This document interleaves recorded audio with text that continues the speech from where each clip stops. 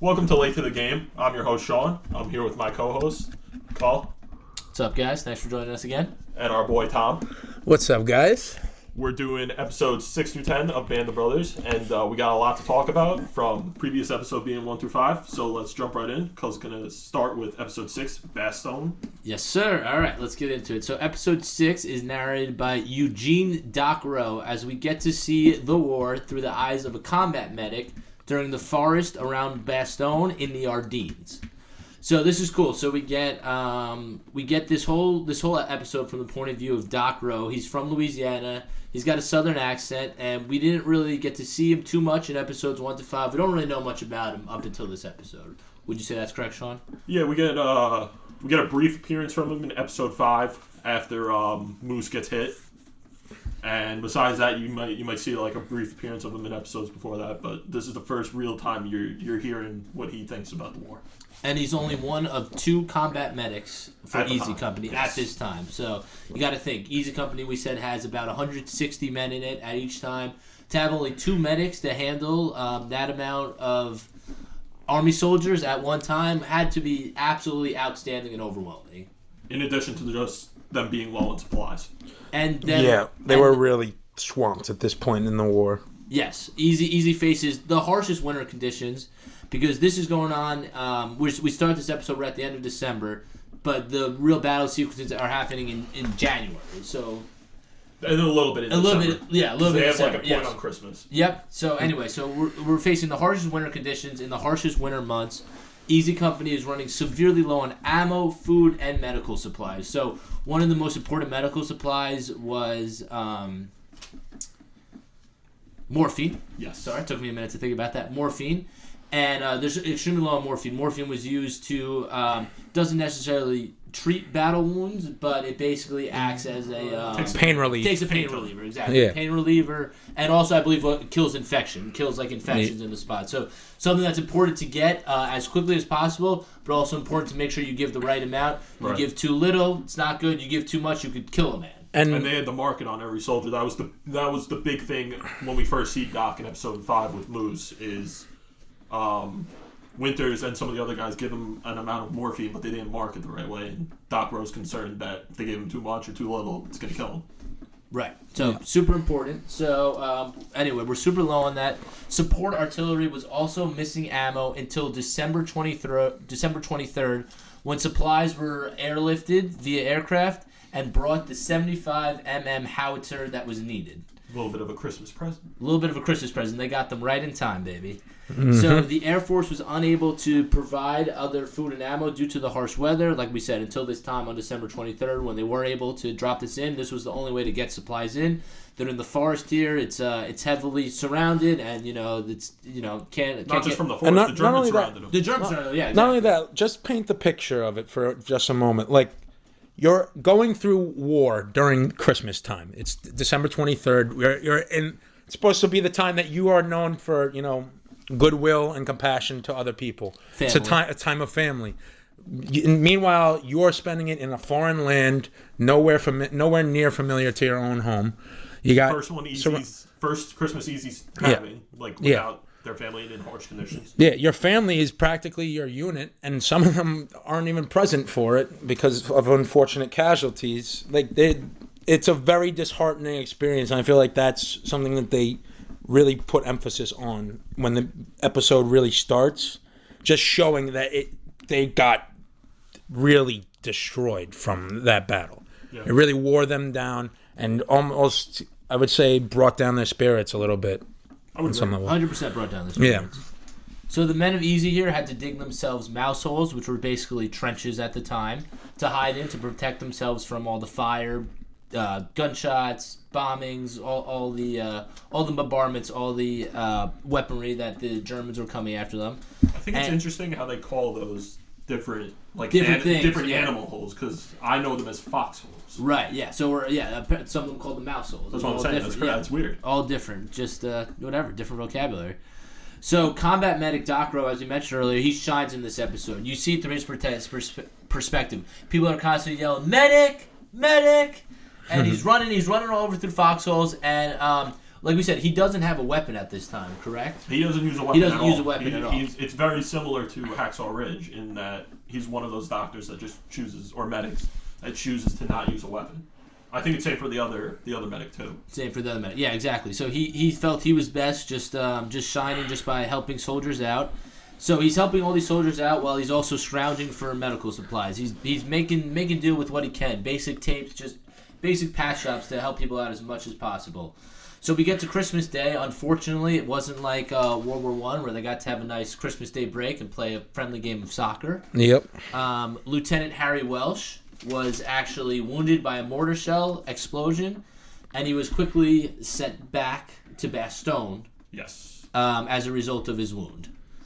In this episode, Doc Rowe would befriend local nurses Renee Lemurray and Augusta Chiwi.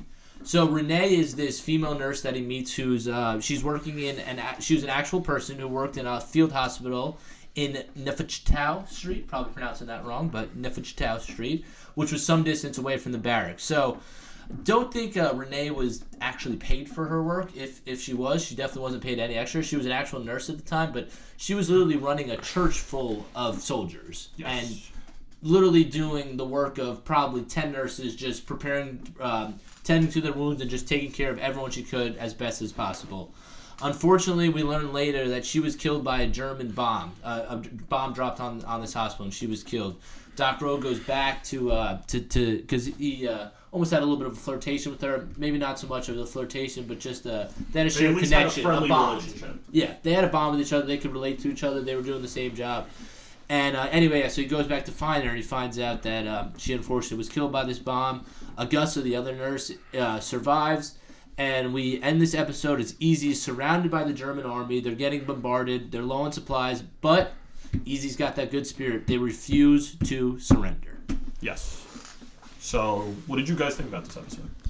Tom, give us your thoughts first. Yeah, you had some thoughts when you read through the notes. I think honestly, this really stood out to me in the series, in the miniseries that we watched, because I always wanted to see that finally be portrayed. The idea of dwindling resources in warfare. This is something that is a very common occurrence in war, where it ultimately can change the name of the game and the whole outcome. Yeah, the whole balance of power in the battlefield. War's a battle of attrition. Yeah, not to talk about other shit, but one of the principles of Sun Tzu's teachings on warfare is about dwindling resources and taking control of another enemy's comfortability and security through the use of resources and tactical advantage. So I thought that was very interesting to finally see portrayed on screen. Right. I would agree. One note I have about this episode is I also wanted to just go into this briefly, is that I love the point of view, how we get it through each individual character in an episode, and each individual character in each episode has a conflict. And it seems like Doc Rowe's conflict this year isn't that he doesn't want to be a medic. He says that his grandmother was a healer back in Louisiana. He's got that medical helper He's got that southern hospitality to him. He's got that southern hospitality in him, exactly. But there is one point where he's talking to this nurse, Renee, and she says, I never want to tend to a soldier again. Yeah, or like a wounded person. Or a wounded person again. And it seems like Doc really takes that to heart. And there's one point in the episode where they're screaming for medics. I believe Winters is screaming for a medic. Yeah, and he just shuts down. And Doc just has like a couple seconds where he just shuts down. He's just overwhelmed. He's just questioning if all this work that he's doing. Like we said, he's only 1 or 2 medics, but he's doing the work of 10 people too. He's just wondering if it's worth it. He's overwhelming. He's overwhelmed, and he's questioning if all this is worth it. But he has that conflict, and what does he do? He steps up. He gets right back into helping people. A lot of respect to Doc Rowe and any combat medic like him. Especially just considering the position that he's in. I mean, you're put in charge of a job where originally you had staffed a 10-person crew, and all of a sudden you're the only guy there. Meanwhile, the task at hand is to keep your friends alive. Right. That's got to be a very intense situation. Incredible weight on your shoulders. Yeah, and the fact that he managed to pull through and do the best that he could, respect it. Very commendable. For sure. I really enjoyed this episode. I liked, you see a lot of the friend aspect he has with one of the other soldiers, with Babe Heffron, a lot during the episode. You also see a little bit in this episode, one of our boys, Buck, you start to see him, his mental state start to go a little bit more, which is something that becomes a big focal point in the next episode. You can say breaking point. Yeah, exactly. Yeah. Name of the next episode. And like you said, it's good to see it from, obviously, yes, Doc is still considered a soldier, but almost not a soldier's standpoint, because it's almost like a background standpoint that you see. Right. You're seeing an unarmed man in war. Just his only job is to help people, and I thought it was a really good take. And like Tom said, there's a lot of you see the lack of supplies. A lot of the beginning of the episode spent with Doc just trying to find morphine, like you said, Carl, or at one point he's trying to find boots for Toy, because he just has trench foot. He has trench foot, and he literally has no boots, so he's walking barefoot in the freezing cold. Yeah. So it was a really interesting episode, but we're gonna jump into episode 7, the breaking point, which is seen from the point of view of, at the time, First Sergeant Carl Lipton, played by Donnie Wahlberg. So episode begins on January 2nd, 1945, in the Ardennes, where they've been. And Lipton begins to talk about the soldiers being set up in their foxholes, preparing to attack the town of Foy. But before they do that, they have to clear the woods around Foy. The beginning of the episode, we see Hubler take down a German who was on horseback and take his Luger, which we talked about last episode. Luger is a prize pistol, possession. Yeah. Which is the prize that all soldiers want to get. So Hubler brings the Luger back. He's showing it to all the guys. And while he's doing this, we also see Buck ask Lipton where Dyke is. And we talked about Dyke a little bit in last episode. He's the current leader of Easy Company. And, all respect for anyone who fought, especially, even Dyke. But just he just had poor leadership skills, and he was definitely not the right leader for Easy. He definitely seemed more like he should have been like a desk officer, not really on the line. Some people are not built for that intense, run-of-the-mill, spontaneous thinking. And it just seemed like he didn't want to be there. They always say you'll find him at headquarters. He's never on the front line. He was almost like aloof. He was like, this is like a war, and I have important decisions to make as a leader here, but I'd rather just be back at headquarters, smoking a cigarette, just one of those lazy people at work, which is hey, you could get away with that if you're working a fucking desk office job, but you're in fucking World War II, you can't get away with it. This isn't me imposing my judgment on the man. This is just what other members of Easy has said was unacceptable and incompetent leadership in the moment. Well, and it would make more sense if he was one of the headquarter commanders, right? Like Nixon is supposed to be at headquarters, right? Nixon is the one figuring out the battle plans. He's the intelligence officer. He's the intelligence officer. Yeah. But Dyke is supposed to be the frontline guy for Easy. He's never on the front line. Insanely important position. And we'll talk about it a little bit later in the episode. But he also does another thing that just completely shows his laziness, in my opinion. Yes. So during this, Hubler accidentally shoots himself in the thigh with the Luger, and unfortunately, he dies before he can be saved.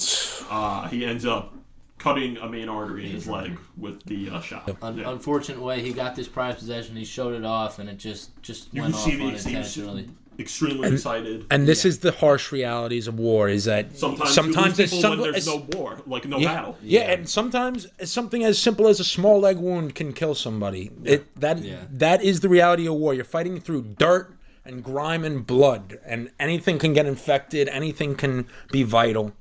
So it's the reality of life is fragile. The harshness of war. And life when is a lot more fragile when you're away fighting. Yeah, and when you're put in the heart of a battlefield, it becomes ever more clear about that. Right. 100%.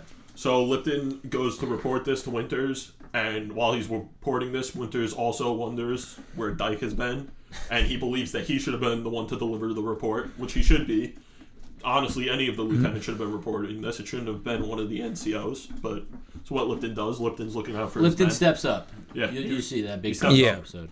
He definitely steps up. Lipton claims that people are always searching for Dyke, a man felt by many in the unit, if not all of them, as unfit to lead the company. Lipton reviews Dyke's background. He talks about basically what we just said, how he's trying... He got sent to Easy to basically gain some battle experience, and then he was just trying to get a higher-up position as a desk job later down the road. But you have to earn that higher position. It's a hot shot. You don't... I wouldn't even say a hot shot. I would say I wouldn't say hot he shot. wants to be... he just wants to get to his spot. He wants to get to where he wants to be, and... Even though he's in battle, he's going to leave the battle but still get the credit almost. They actually, I believe they had a term for those. They were the glory seekers, right? The ones that really wanted to be the hero, you know? Yeah. But one of the quotes that Lipton says that I would say makes a lot of sense towards Dyke is that Dyke wasn't a bad leader because he made poor decisions. He was a bad leader because he made no decisions. Yeah. It's like they would rather him make a decision that ended up with them losing a battle than just be sitting there doing nothing. Yeah, you never want to be a sitting duck. You lose more ground from indecision than a bad decision. Yeah. Right. You want him to commit to something, and even if it's the wrong call, right? He actually thought of a battle plan. He thought of something for his men to do, and it didn't work out. But this man just but in reality just did sit there and just didn't make decisions, which cost the company some progress for sure. And a leader is supposed to lead. That's the bottom line. 100%. But as Lipton returns to the front lines in Easy, he hears a lot of Easy's men criticizing Dyke, and he tells them to simply just do their job. If they want to survive, they shouldn't just be criticizing their leader. They have to do what they have to do. Which I kind of get the principle behind what he's saying is you do not want to focus your irritation, your frustrations on people on your own unit. Yeah. You want to be allies. Focused. You want to focus your aggression and your intensity at the enemy. You do not want to have other people in your unit in your head. Yeah, you don't. You're gonna lose focus. Yeah, you don't want people in your own unit distracting you. You only want to have your focus on the enemy and what your battle plan is. Yeah, a cool head always prevails. Mm-hmm. So that night, Nixon and Winters discuss their Dyke problem and try and figure out a candidate to replace him, even though they really can't replace him. They can't just throw him out of the unit. They discuss the 3 lieutenants in Easy that are underneath Dyke.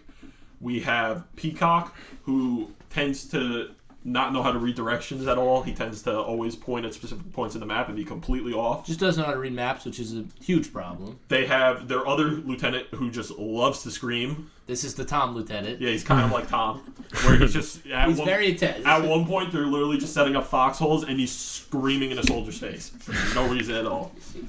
And he means well, but he's too much screaming. Yeah, too much. Well, you'll see that in future episodes. And then who would at first you would think would be the best pick, which is Buck. He's got great, situational awareness. The men like him, but as they're beginning to see with him, there's something. He's acting strangely in the wake of his injury that happened in Holland, where he was shot in the ass. He's mentally been a little bit off since then, and you've seen sort of episodes of it, sort of been in and out. You see it right before they go to Bastogne, mainly. But then we cut to Dyke having a talk with Lipton about Hubler's death.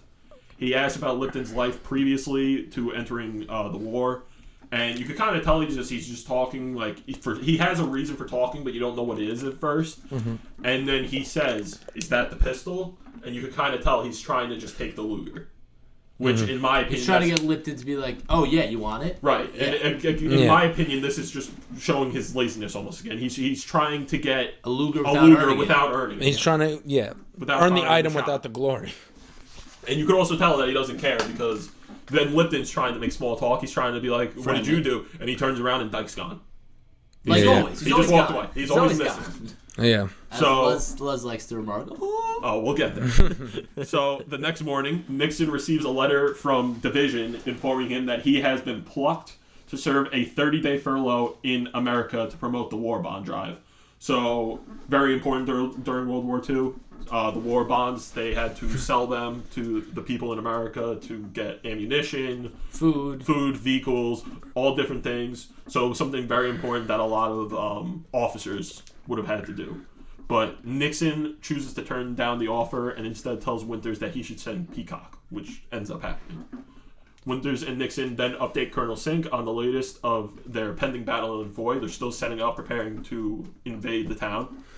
Meanwhile, Toy returns from the aid station with a slight arm injury. It says slight. His arm's in a sling still. Broken, probably. And he's getting interviewed by essentially the news at the time. Yeah, essentially. And Winters doesn't want him to return seeing the injury, but Toy is firm. He says he's going to return to the line. And that's a fun fact about a lot of members of specifically Easy. They were willing to break out of hospitals because they wanted to return to their men and fight in the battle.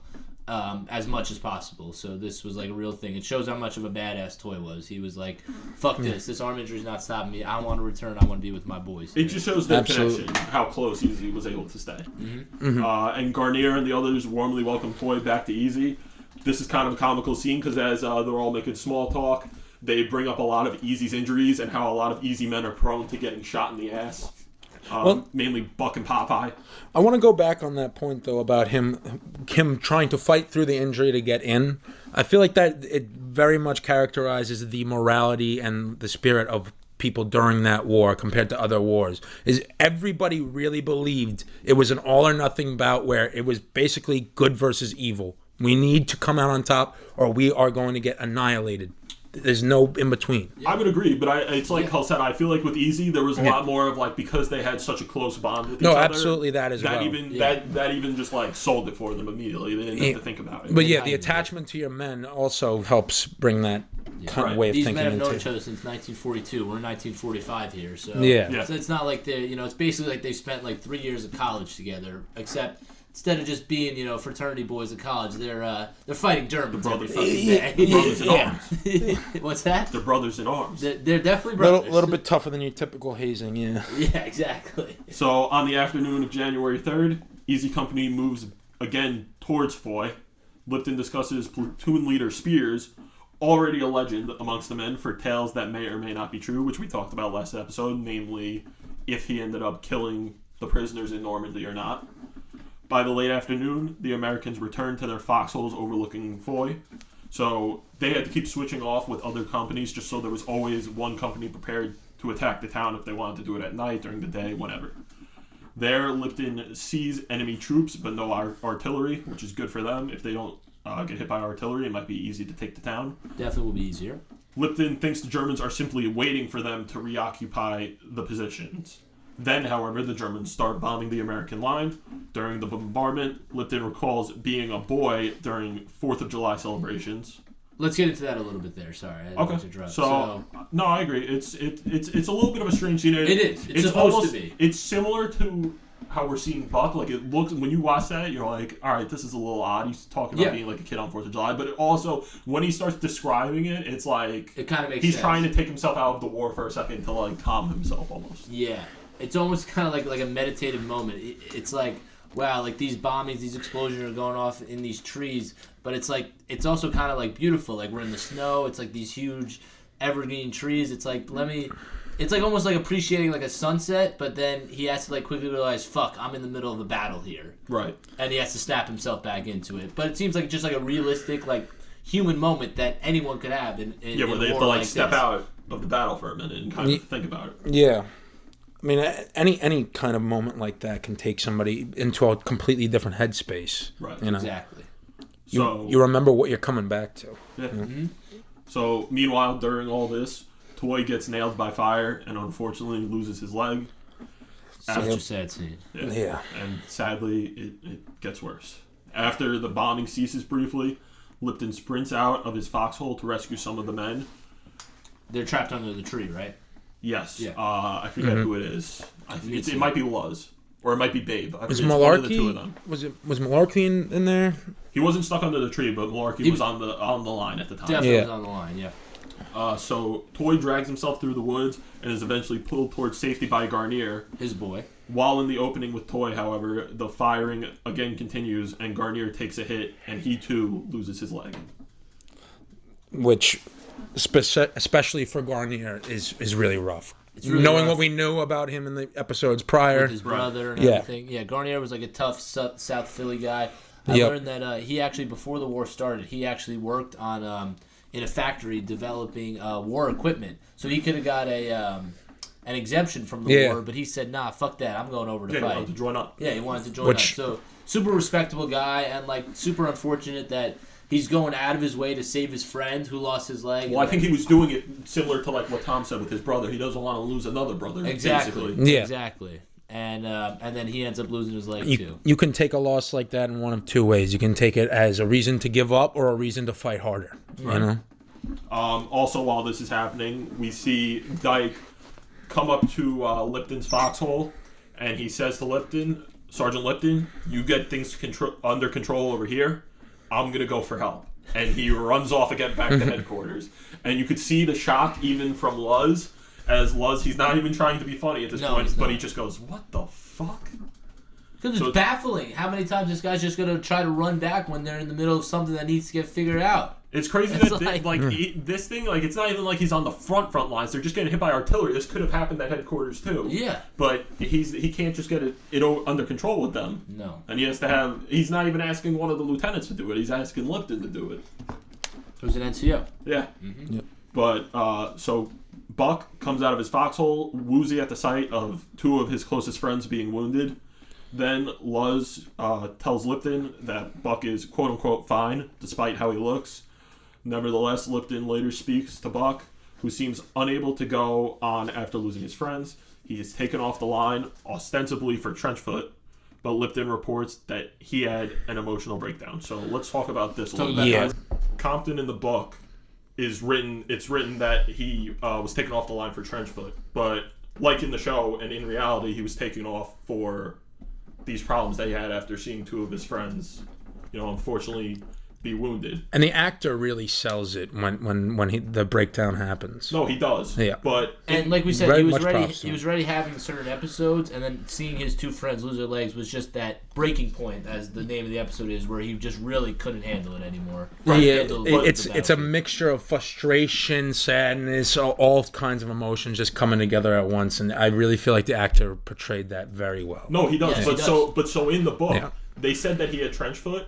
And the other soldiers in Easy told the author, Stephen Ambrose, thank you, that they didn't want him to portray what actually happened because they thought that people would see Buck in a bad light, basically. Somewhat of a negative light, and they loved him and appreciated him so much that they wanted it to look like he was taken off for an injury and not for something that would be, I don't see it as that, but could be considered as, cowardice almost, or it something. It could be or just being afraid or whatever. Exactly. But only the most apathetic of people could call that cowardice. But once they started filming the show, I believe the real Buck, along with some of the other soldiers, once they decided amongst it together, said to Steven Spielberg and Tom Hanks that they wanted to show it in as what real as truthfully possible. happened. Mm-hmm. And obviously, I think they did it pretty well. They handled it pretty well. Yes. So Buck is an extremely likable character in the show. So whose approval did they get for that again? I believe it was Buck's, as well as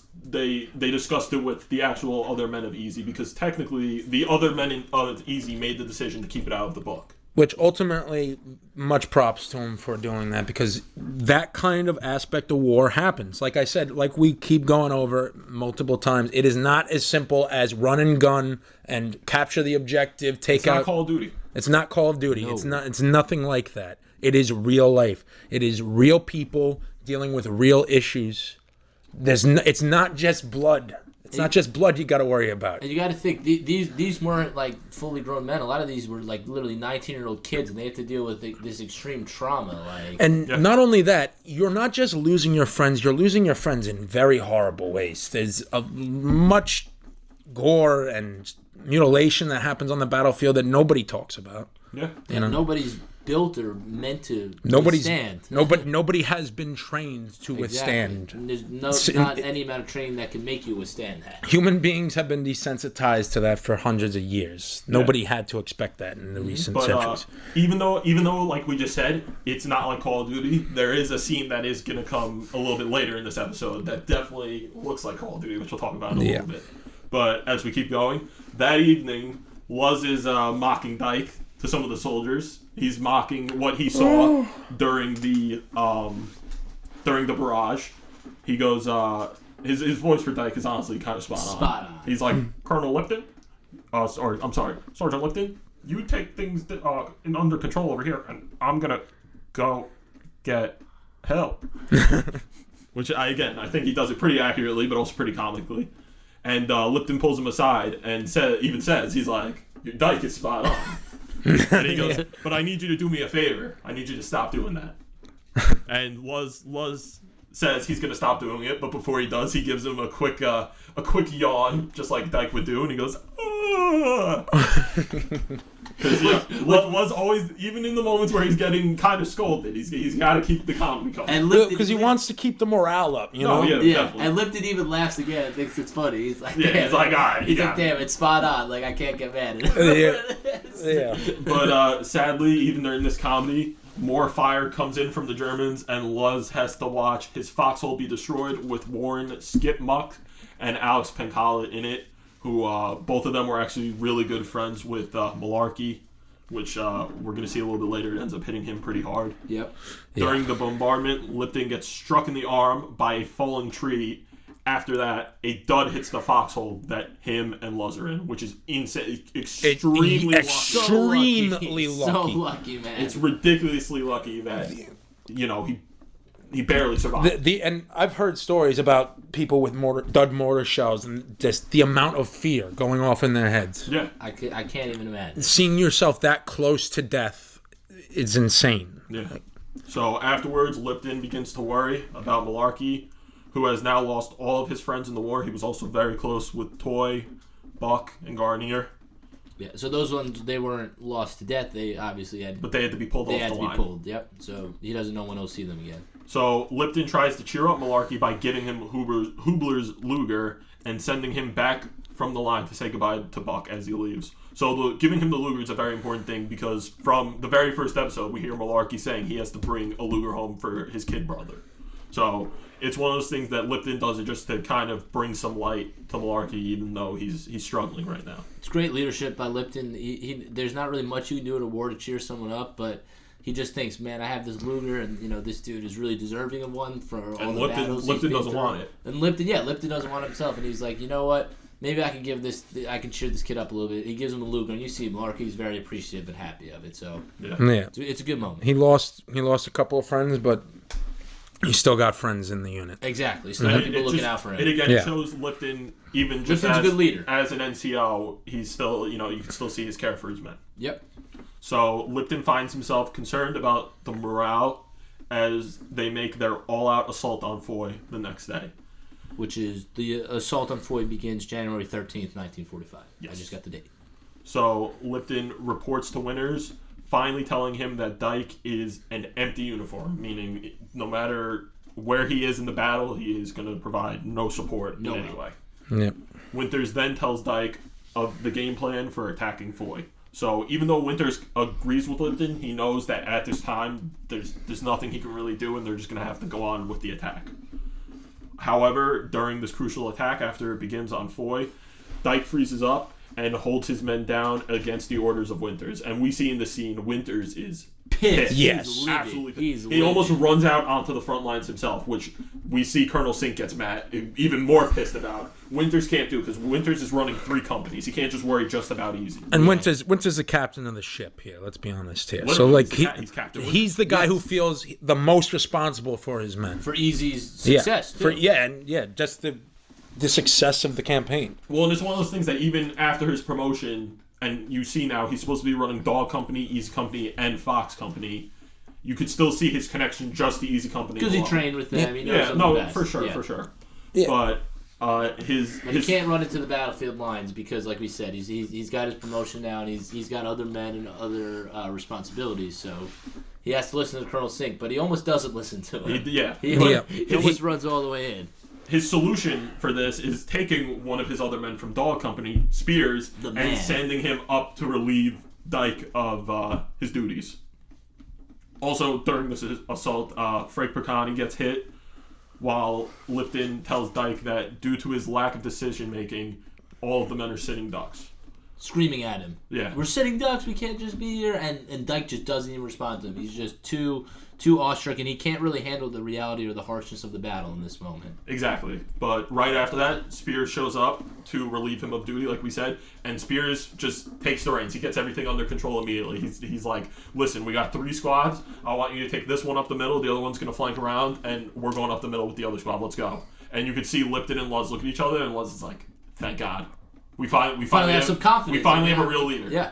We finally have confidence in a competent leader. Exactly. We'll And this finally leads to the scene that I was hinting at earlier that does look just like Call of Duty. The most badass scene in the show. The fearless Spears charges into German territory to hook up with I Company, which is located on the opposite side of the town of Foy, and is miraculously not shot once. So he runs straight down the main road in Foy. He's running past tens of Germans, maybe hundreds even. I think it's hundreds. They probably had 200 or 300 in the town, I would think. Mm-hmm. So he's running past all of them. The Germans are shocked. They don't even know what to do.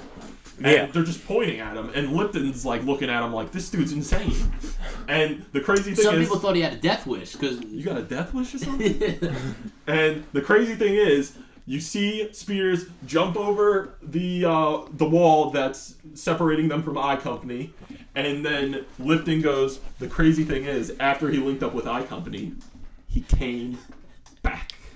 Just blitzed them. So he risked his life again. Twice. He hops over the fence again, runs past all the Germans again, and... They don't shoot at him again, because they're shocked again. So, just absolutely insane, and his efforts lead to the American victory in Foy.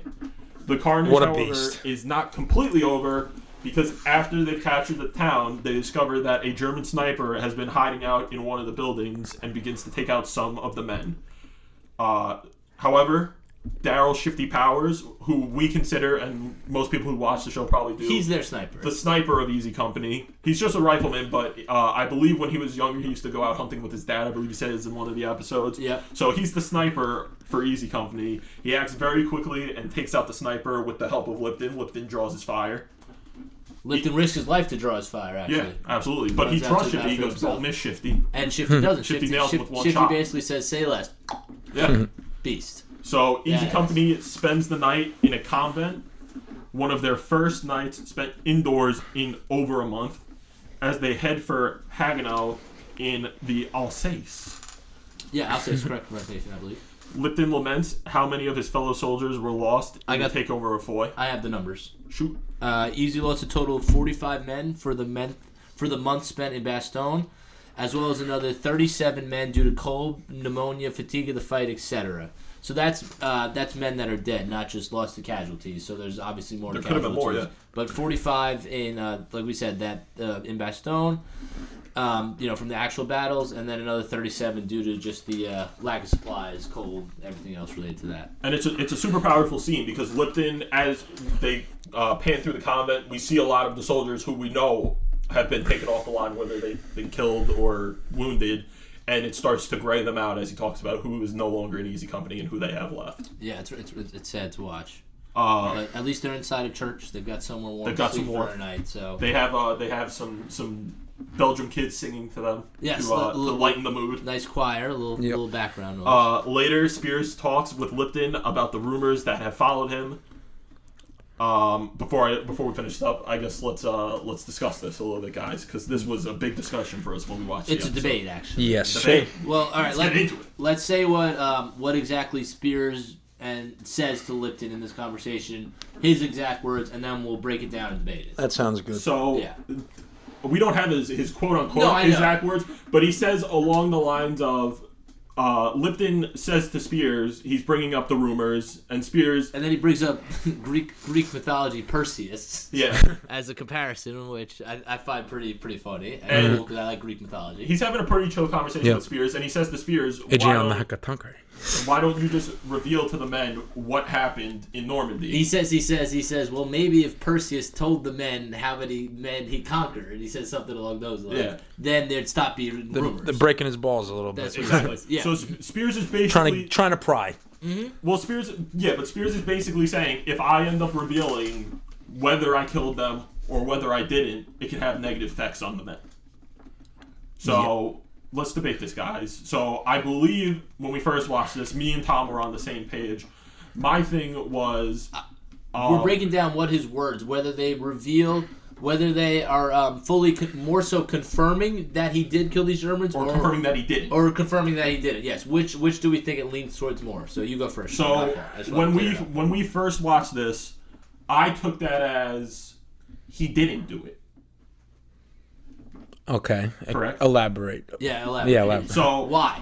Because I wanted to make sure after a few weeks of watching it, I didn't mess up my debate. No, that's you're clear. We're all good. So and his direct response was, what was it again? It was what Cull said. It was the line from Perseus. He was but he was basically saying, if I reveal this, it can have negative effects on the men, whether I did it or not. He's saying he wants to keep the legend of himself alive. He wants to keep the legend alive. That's what he's saying. I'm saying, when you hear it like that, it sounds like he didn't kill the Germans, but he wants to keep a legend alive, because it seems like this legend has been giving some of the Easy Company guys hope, especially now that he is running Easy. Mm-hmm. And he has this badass scene in this episode. Exactly. Yeah. It's giving them hope that now they have this badass guy leading Easy, and he's going to get them through the war. It can instill some confidence. And I believe, Tom, you were on the same page as me with this. Yeah, you go, Tom. I'm of the opinion always that regardless of what the facts may tell you, the legend will always speak louder than the facts. A legend never dies. Right, but I'm saying, so when he says this, do you think him saying he's not going to tell the men means he did kill those Germans in Normandy, or he didn't? I think that he did. I think the main thing really was to try and avoid. We were talking about this earlier, but potential war crimes being put on his part. That's fair. And I honestly think that the more, whether he says that yes, I did kill the Germans or not, the legend behind it will always speak louder than it, because legends are stories that get reinterpreted by different men throughout the company. If everybody's got the same story, everybody can take it differently on one version. Right. Whereas if you put it down as a story, a mystery, everybody will take it from it what they need to. You know what I mean? Yeah. Cool. That makes sense. Yeah. No, that makes sense. The people that wished to be, more compassionate or less ruthless, they would have thought the other way. And the ones that were more ruthless and more bloodthirsty in battle, which, for better or worse, that might have been what they needed to get through it. They might have been taking the interpretation that, yeah, he did kill them all, and he didn't even think twice about it. Yeah, good point. So this is a common discussion, common debate, not just amongst us, but once, a little bit here, we'll get into what actually happens in real life with Spears. I thought that him telling Lipton that he wants to further keep this legend alive was more so him hinting at that he definitely did do it, but he just really doesn't want his men to know the fullness of what he did, just like to keep that legend of him more alive. If he just comes out and straight up and says, yeah, I did it, I feel like more people would be like, this guy's just bullshitting with us. So basically by him saying, listen, I'm going to keep this legend alive, is him being like, yeah, I am that much of a badass, but I'm not just going to come out front and say that I'm that much of a badass and that I'm just this ruthless killer, or else some of the men might not trust me, and I'm making this all about making all this to be about just me. And that's an interesting take. It actually brings a whole new layer of thinking, which I'll go into after, but I do want to Sean to give a little bit more of his thoughts if he has. Well, I feel like we all gave our thoughts. I thought we should get into what actually happened now. Yeah, but well, so we actually, I don't think Tom knows, we actually Googled the actual events to see what happened. Yes. So we found out that it's kind of 50-50. So with no means of managing the prisoners and needing to reach their military objective, which they probably would not have been able to do with the prisoners, Spears gave the order to shoot them to his men that were in Dog Company at the time. Okay. According to a fellow Dog Company member, Art DiMarzio, each man shot a prisoner. So each of Spears' men ended up shooting a prisoner. However, a few hours later, they captured 4 more German prisoners, and at that time, Spears shot all of them. So it happened on 2 different occasions in reality. And in one of them, Spears did not shoot the prisoners, and the other one, Spears shot all the prisoners. Mm-hmm. And I also, before we move on to the, are we going to the next episode after this? Yes, that was the episode. The last thing I was going to say is that Lipton, we find out that Lipton is getting a field promotion, and that Spears is running Easy. Officially assigned command to Easy after that. Before we move on to that, I do want to, because Colin, when you were talking about your perspective on it, it made me think too that there could be an extra layer there where Spears maybe just wants to, regardless of whether or not he did it or not, wants to live up to the legend that they're making him out to be. And if he keep that mystery up in the air, maybe that gives him more to aspire to be an example for, you know? Yeah, I mean, I feel like at this point we're seeing that he is an example that the men want to follow. Everybody wants a champion to rally behind. But I feel like you don't want to be just like Spears. I feel like he was pretty unique in his own right. You know what I mean? Yeah. Like, so it was just a, I don't know. I just, like we said, there's lots of different ways to take it. The show purposely kind of leaves it up in the air on if he did it or not. You know, obviously, Spears, the real life Spears, did do it and actually was afraid to be involved in this project or be involved in the book. Because he was afraid of not only getting tried for real war crimes for what he did, but that his family, his sons and his grandsons, would have a negative reputation and find out like what he did in the war in order to like survive and make it through. But I think people don't interesting realize, layers, interesting perspective. I think people don't realize, like, yes, it was a war crime, but during World War II, there weren't as many things seen as a war crime because we needed the men. We needed men. We needed numbers. We were using flamethrowers in this. And war. we needed some ruthless killers. Honestly, and there were definitely good to outlaw. There were definitely times that the Germans and the Japanese were not following, the rules of engagement. Yep. Yeah. 100%. There was, especially the Japanese. The Japanese would be ruthless. Exactly. 100%. But we're gonna move on to episode 8. Let us know in your comments though what you think. Absolutely. Just like we said, more specifically, after the end of that episode, that church scene, like we said, do we think that leaned more towards him doing it or him not doing it? Disregard what happened in real life. just based off of what happened in the episode, what do you think? What do you think? But we're going to go on to titled The Last Patrol, seen from the eyes of Private First Class David Webster. The episode begins on February 9th, 1945, in Haguenau, France, as the 101st is now famous for its heroic efforts at the Battle of the Bulge. So this is taking place just after the Battle of the Bulge, but it's still during the harsh winter that they had to go through. At this point, David Webster returns from the hospital to join Easy Company. The men don't take kindly to Webster, sending him over to the second unit. There, the men insult Webster for having seemingly relaxed in the hospital with a minor injury, while the rest of the company was fighting in Bastogne. He's reminded that Popeye was also in the hospital, but able to break out to go fight in Holland.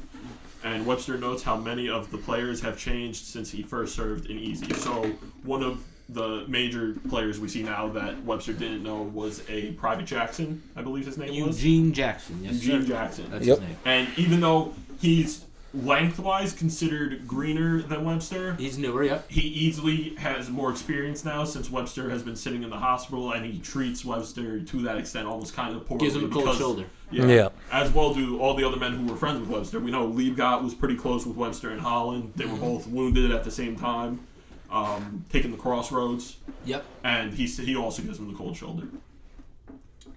So Webster goes to Easy's headquarters at the time, where he sees Spears, Lipton, I believe Luz is also there, and Winters. Nixon, I think, was there too. Nixon was also there. Yep. And while he's waiting to get his orders to see if he's going to get put in the second unit, Lieutenant Henry Jones, fresh out of West Point, reports to Spears. Lieutenant Henry Jones is played by Tom Hanks' son. Yes. Colin Hanks. So, quick note on Colin Hanks. He's actually, I recognize him because he's the villain in season 6 of Dexter. And it's not a great season of Dexter, but he does a pretty good job himself. I learned that Frank John Hughes, the man who plays Garnier, actually originally auditioned to play Henry Jones here. So they had many people audition for this role. It wasn't just a nepotism role handed to Tom Hanks' son. I feel like he did earn this role. Just saying, for the record. Yeah. So Winters and Nixon announced that Colonel Sink wants to send a patrol across the river to Germany. So at this area in Haguenau, it's basically the border between France and Germany. Yeah, so we got into this. So it's shocking to me that this little river is a border between two warring countries, right? Okay, but it's probably not the border for the entire country. It's not. I don't think it's a river that wraps all the way down France and Germany. It's probably just at this. No, but I just think it's interesting how borders work. It's a border crossing. It's in the middle of town. I know. It's a border crossing. I know. I get it. It's different how borders work in Europe too than in America. So it's different. I just find it kind of crazy that this is all that separates them. That's just my whole point there. But Sink wants to. What do you want? A wall? I want something more, man, that lets you know the difference. Except this little river. Giant wall. I'm not asking for a wall. So Sink wants to send a patrol across the river to invade an observation post and take prisoners for interrogation, an assignment that no one wants except for Lieutenant Jones, who we've said is actually green, unlike Webster, and he really wants to see some action. He wants to prove himself. Yeah, he ironically graduated West Point on June 6th, 1944. Which Nixon is extremely surprised by. He goes, June 6th? Yeah. And Lieutenant Jones goes, yes, sir, D-Day. And Nixon kind of makes fun of him a little bit. He goes, all right, don't get hurt out there. It's unfortunate this is when he graduated. He was studying in West Point to be an officer his whole time, and it's unfortunate that when he was wrapping that up, it's in the midst of the most important American invasion here. Yes. Yeah, so Yeah. almost a little bit unlucky on his part, but it makes sense that he wants to get some action. So He's going to be a military lifer. Like we said, he went to the college to study this. He's not just going to leave the war and take another job. He's doing this to be like an army lifer, basically. Right. So he immediately asks to go on the patrol, though no one thinks such an inexperienced man should be a part of the job. Jones and Webster are both sent to 2nd Platoon, now being headed up by Malarkey, who is, he's been promoted to sergeant by this time, and he is the highest ranking member in 2nd Platoon, so he has to lead them. Yep, well deserved. Malarkey's been through a lot of battles here, and he gets Never a promotion. injured, Never injured. the Farthest from green that you could possibly He's get. got dirt all over. His clothes are dirty. He's got a full beard grown He's got out. a It full- shows. Normally you see him It shows pretty how clean. much experience he's had in this war. Yeah. Yeah. He's been through it. So Malarkey begins to select who he wants to go on the patrol, picking mostly men from 2nd Platoon, including Webster. But Webster kind of want to go on this too. He wants to get Somewhat, but not really. Somewhat, but not really. He yeah. sees how the other guys are responding to this, and he's like, "Well, if they don't want to go, why should I want to go?" But he also wants some experience and be respected. He by wants them to. again. Yeah, he wants to prove himself. It's kind of to like the a guys. catch-22 for him. Yeah. He's thinking it over. So while Webster is thinking about this, he observes that Malarkey is still obviously very broken up about all the deaths he's seen of many of his friends. So he encourages Jones to ask Malarkey to go in his place. Malarkey ends up saying yes, so Jones searches out Winters, and eventually the captain agrees to let him replace Malarkey. However, he still does not want someone so inexperienced to be leading the patrol. So while Jones is going as essentially a second in command, Sergeant John Martin will be leading the patrol before giving the men a quick briefing. During this, we can see that Martin Does not want to go on this. And Martin's also been around the entire time. He has, but he's also very pissed at Webb because he knows that the reason he is going is because Webb suggested. Yeah. Mm-hmm. And when he's told that he has to pick a German-speaking American soldier, a translator, to go into the building with him, he immediately picks Webb. Yeah. Even though Liebgott is also at this time going on the patrol. And also is a translator. Yes. But after Webb realizes that there's essentially going to be 2 translators going on this patrol, he goes to Winters and says, we only need 1 translator, and he's able to get Liebgott out of the mission, so Liebgott gets to take a break. So Webster tries to do some good here. He gets Malarkey out of it, and he gets Liebgott out of it, but at the risk of putting Martin. He's 1 for 2, I'd say. He means well, but it's not always. It doesn't always end well. Yeah, it's not always ending well for him. He's a little bit of a misunderstood guy, and this episode shows that. Right. So Webster is less than pleased to be going on this patrol as a translator, mainly because the men are continuing to razz him for being a Harvard-educated trooper. That night, the unit sets out to cross the river, during which one of the rafts is overturned, which, again, idiots. We don't, obviously, none of us have been to war. No, we don't mean to don't mean to be disrespectful to anyone, but just from how the show shows it, it seems to be Cobb's fault, because Cobb is one of the soldiers that we constantly see in the show in, I would say, kind of a negative aspect. The first time we see him, he's treating the replacements before they go to Holland kind of like shit.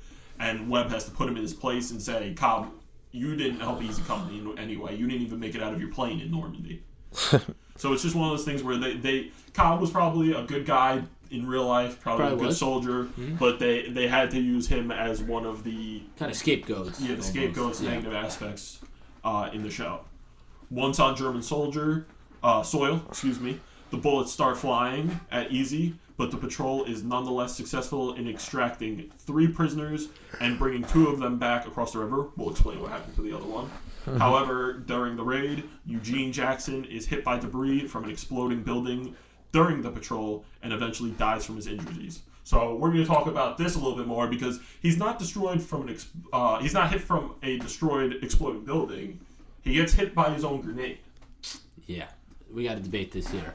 All right, so the debate, here's the question. Why did Eugene Jackson, why do we think, we don't know for sure, we're not going to by looking it up, but why do we think he ran in so quickly after throwing his grenade? Why do we think? Before we do that, let's just discuss a little bit what actually happened. Yeah. So as the men are approaching the house, I think only 5 or 6 of them are actually going in. I think it's like into 5, the house. yeah. They're stacked up on the door. They're stacked up downstairs first. Yeah. So one of them fires a rifle grenade into the building.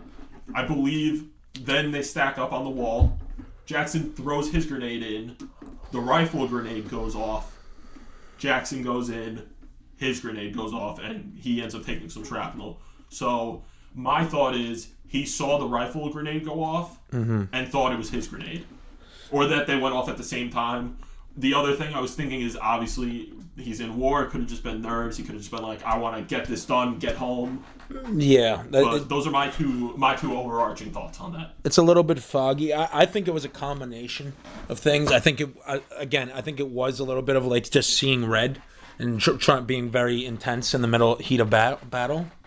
But I also think that he might have possibly thought, like you said before, that it might have been a chain reaction to one explosion hits the other, and all of a sudden they're both off. Right. And he thought, now's my time to get the jump on him. But obviously he miscalculated, or whatever may have happened, and unfortunately ended up paying the price for it. Right. Yeah, I'm not exactly sure why he did it. I think it was that he really wanted to be like the first one in there and just prove to be a vital part of the mission by getting to the Germans first and capturing these prisoners. But also that kind of has to do with what you guys were saying with nerves. You know, he's nervous. I obviously don't think he fully thought through that like his grenade, was gonna go off right when he opened the door, or else he wouldn't have done it. And it's just super unfortunate that this is the way he has to go out, and we see that.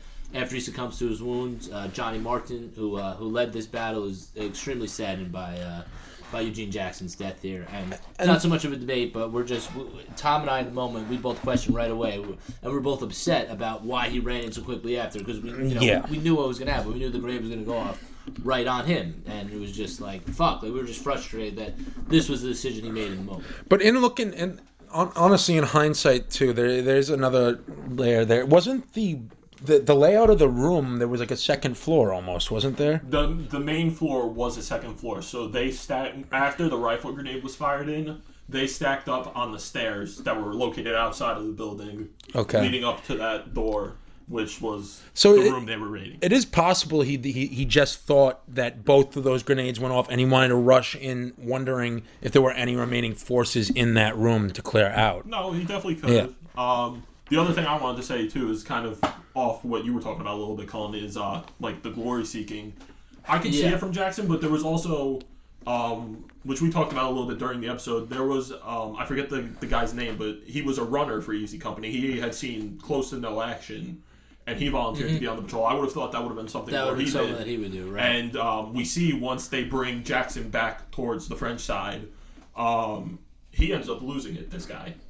And the runner, yeah. And he's trying to kill the 2 German prisoners. This is also, I think, a great scene where we see Jones, kind of step up as a leader, because Martin has to step out to get the medic. And he's losing his shit. And while this guy is losing his shit, he almost kills the prisoners. Jones has to take control. He pulls him back. He's trying to make sure that Jackson, tries to calm down a little bit, but. And also, they have to keep these prisoners alive. They literally brought them over to interrogate them. You can't kill them. That literally ruins the whole point of the fucking mission. Yeah, so that's what I'm saying. Jones does a good job of getting everything under control, trying to keep Jackson at least calm. And you also said when they're going across the ship, he picks up an important click-clacker thing. Oh, yes. Which is another good thing on his part. When they were sent over to the German lines, one of the privates who was covering the outside that wasn't going in the building, I believe it was Shifty, but I'm not 100%. I think it was Shifty, yeah. Is given a whistle to sound when they're heading back to the boats so that the machine guns on the American side can give them cover fire. It looks like Shifty drops it or someone drops it. Drops it. Because as they're falling back to to the boats, which also while this is happening, they're taking German fire. Jones picks up the whistle, begins blowing on it, and they start getting machine gun fire from the American side covering them. I think Leibot's one of the guys on a machine gun. So it's one of those things, too, where you just see, even though in his first battle, you see Jones step up. Yeah, he definitely got some intelligence. You know, you see he's got potential to be a good leader here. He's young, when the episode begins, they make you think, like, he's one of these young guys that's not even that he's going to be one of those guys that, you know, he's young, we're building him up, and he's not going to make it. He'll really crack, but he really shows how solid he is. Yeah, he's just solid. So, the next day, Cobb hears the third prisoner wailing in agony on the bank. So this was the other thing we wanted to talk about a little briefly. The third prisoner was wounded on the German side. I believe he was hit in the leg or something. As they're bringing him back, they decide, we can't bring this wounded guy with him, so they leave him on the bank. And he could have been hit by even more German fire or American fire from the machine guns, but he's left on the bank because the German soldiers can't get him off the bank because the Americans will just fire on him. So he's unfortunately left there until he dies. Yeah, the soldiers here actually debate putting him out of his misery. They're like, I can't fucking hear this screaming and wailing anymore. Yeah, they don't really know what to do about it either. It's pretty sad. It's another one of those just like showing the show's not fully pro-American. It's like, damn, this could have happened to an American soldier too. Well, and it's almost putting a voice, like putting a face, putting a voice to the enemy, which always changes your perspective in the middle of it. No, you know what I mean? Definitely. When you can see, they always say that the times when it's the easiest to fight in war is when your enemy is furthest away. When they're up close and you have to see the light go out in their eyes, it is very disheartening no matter what. Yeah. Because at the end of the day, you are just killing somebody who grew up and was a human being just like you and ended up on this battlefield by fate. Yeah. So that night, Cobb gets drunk and begins insulting Webster, and Jones and Martin have to begin chastising him. This is another moment where I say Jones kind of steps up a little bit, even though Cobb has been there a lot longer than him. Jones kind of puts him in his place, says, you shouldn't be drinking during this. Obviously, it's something that a lot of soldiers did, but it's something that, like I said, Jones kind of chastises him for. And Martin really puts Cobb in his place, because drunk Cobb is like, oh, what, do you need me to shut up? And Martin turns around and he goes, yeah, Cobb, shut up. Mm-hmm. And that just puts him in his place. He drops the bottle and he just goes back. Later, Nixon reports to Winters that the two prisoners have talked and that Colonel Sink is very pleased. Then Colonel Sink arrives to commend everyone for the previous night's mission and wishes them luck on the night's similar effort, which now the men discover that they're going to be sent on another patrol. And they're like, Jesus Christ, another one? Yeah, which you could see the look on all of them. It hits them hard. Winters officially briefs his men on that evening's assignment, then reveals that the unnecessary mission will not take place. He also tells the soldiers how they will explain why no new prisoners were retrieved. So Winters basically says to the men, he gives them the briefing on what's supposed to happen on the patrol, and once they're all prepared, he says, I want you guys to get a full night of sleep, and tomorrow you're going to report to me that you went across the German line and were unable to secure any German soldiers. So he's basically giving them a fake story to tell, so that when he's able to report that to Sink will be like, all right, well, we shouldn't send any more patrols across the line to lose more men. Hey, guys, how about a breather, you know? Yeah, so Winters, even though he actually abandons a direct order here from his superior, Colonel Sink, saved the lives of several, tens, who knows, a lot of American soldiers just by this one decision, just by looking out for them, being a good guy, and being a really strong leader. Really shows the heart of Winters and how much he cares for his unit. Absolutely. Yeah. And he also reveals at this time that the next morning that Easy Company is going to be taken off the front line. Yeah. So, meanwhile, Lipton is honorably discharged as an enlisted man. We know that sounds bad, but he's getting discharged so that he can become an officer and be promoted to lieutenant, which is a good thing. Yep. Jones gets promoted to first lieutenant and is transferred out of Easy. To the regimental staff. Okay, yeah, so he's getting sent to basically do things like similar to what Nixon does. Mm-hmm. Yeah. And Winters also gets promoted, finally becoming a major. Yep, his final promotion here. During the war. Yep. Yeah. Mm-hmm. Finally, Webster addresses, quote-unquote, the price paid by soldiers to improve life back in America, as he finally gains some respect from his peers. The closing graphic details the route of the European campaign and how Easy Company would soon be entering Germany and occupying it. The eagle's nest. Yeah.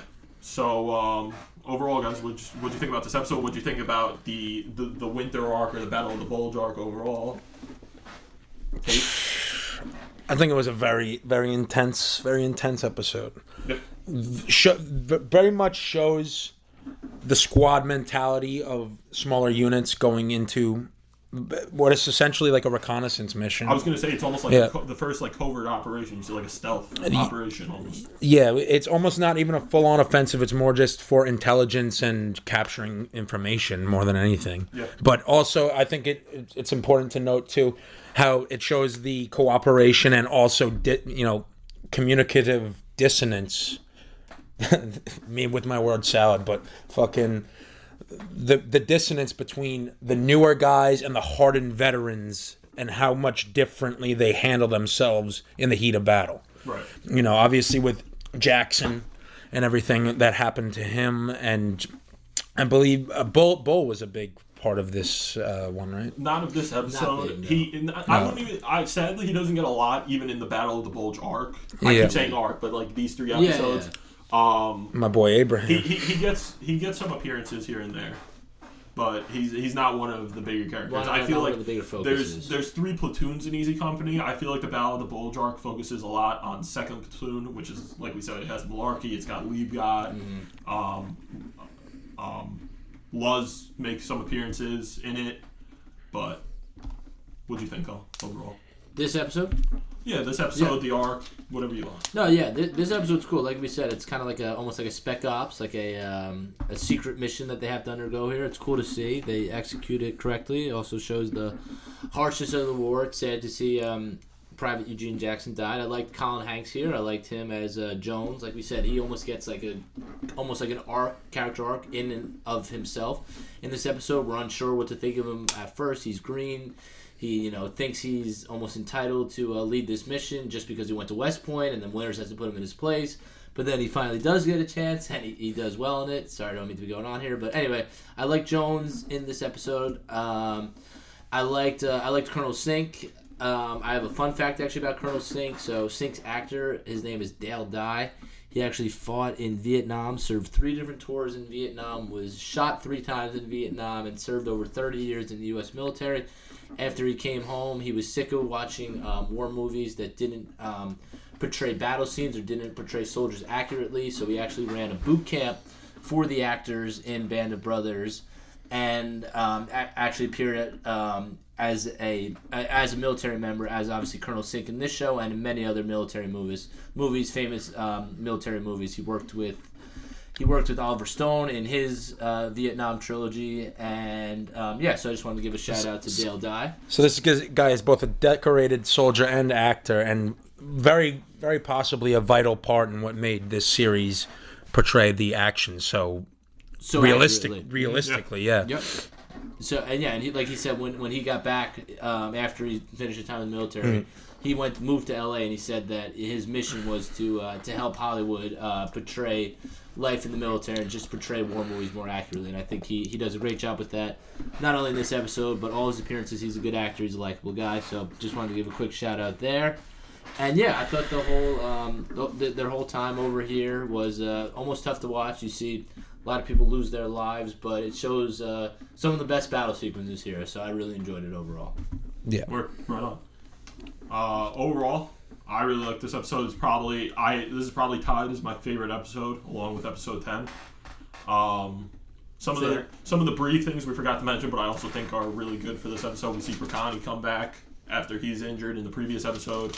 We get another kind of comedic scene from Luz. I don't think it's meant to be super comedic, but he's basically running like all the supplies and stuff that Easy Company is holding, and some of the men are trying to steal stuff from him, and he just gets to the point where he's like, all right, I give up. And just like the comment he gives is just comical. He's like, all right, I give up. I'm going to go blow up a house. I'll see you guys later. I love that scene. So he's got the Panzer on his shoulder. He's got the bazooka. He's like, I need that bazooka. I'm going to go blow up a house. He just has to let some steam off because they're pissing him off. As soon as you got a moment where somebody might lose their wit or maybe feel a little bit miserable, Luz comes in and brightens everybody's day. So, but yeah, overall, I really like this episode. Like Colin said, Tom Hanks' son does a really good job.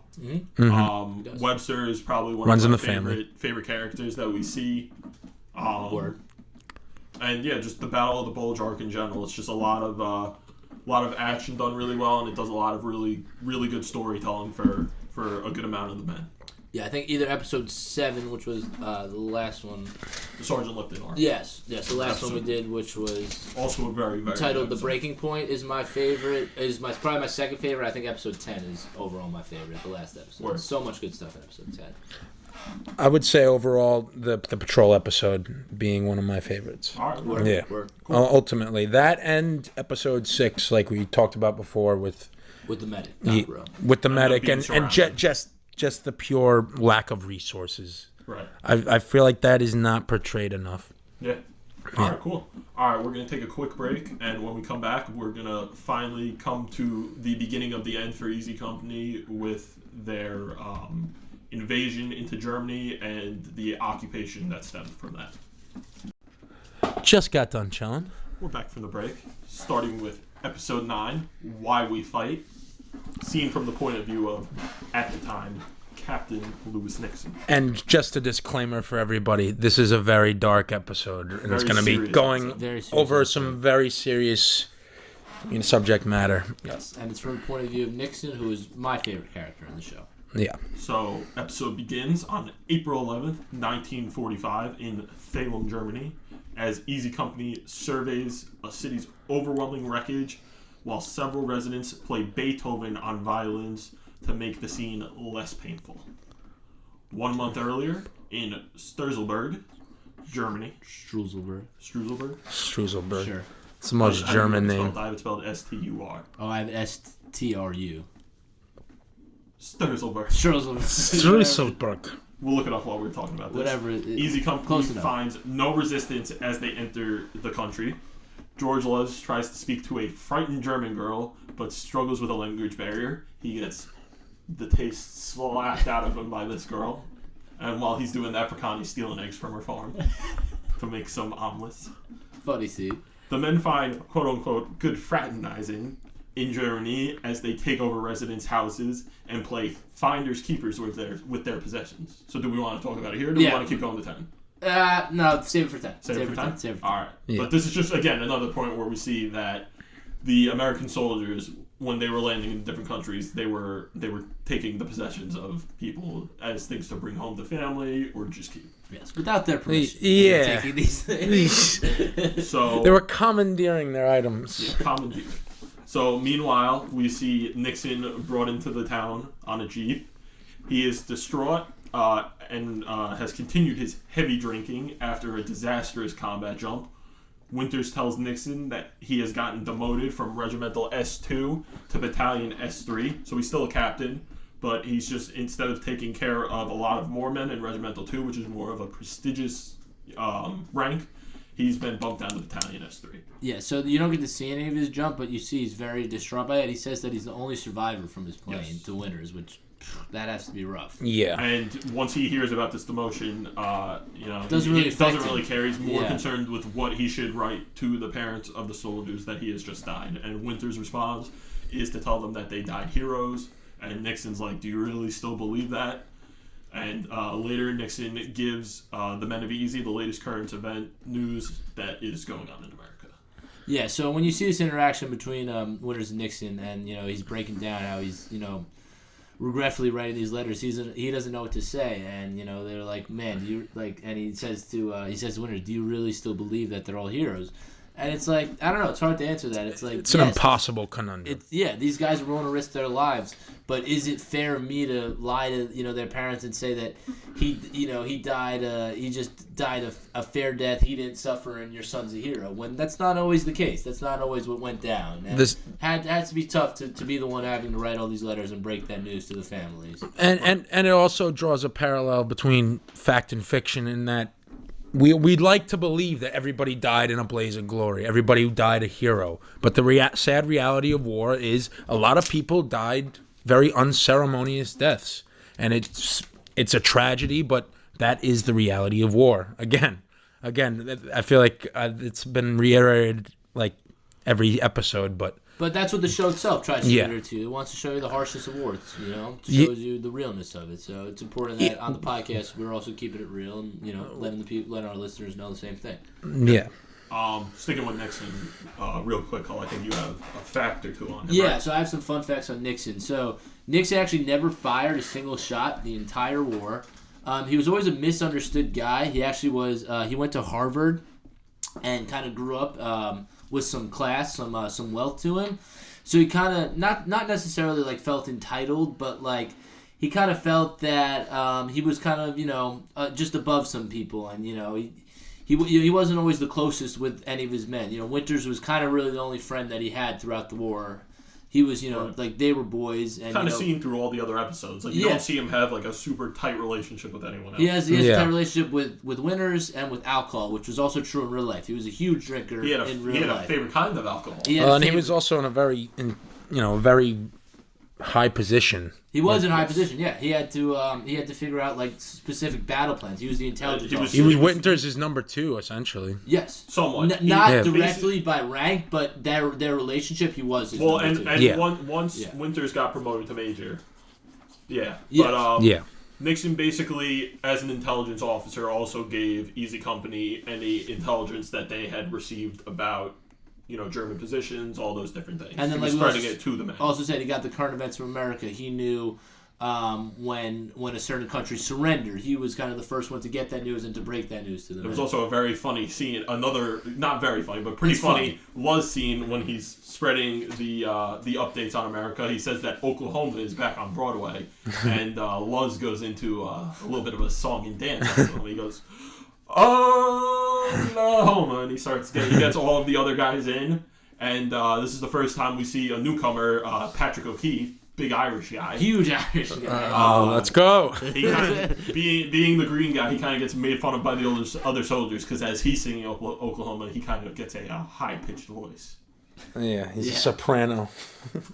But that was all my fun facts on Nixon. But anyway, he's my favorite character. I love Ron Livingston's portrayal of him. I knew his actor before this show.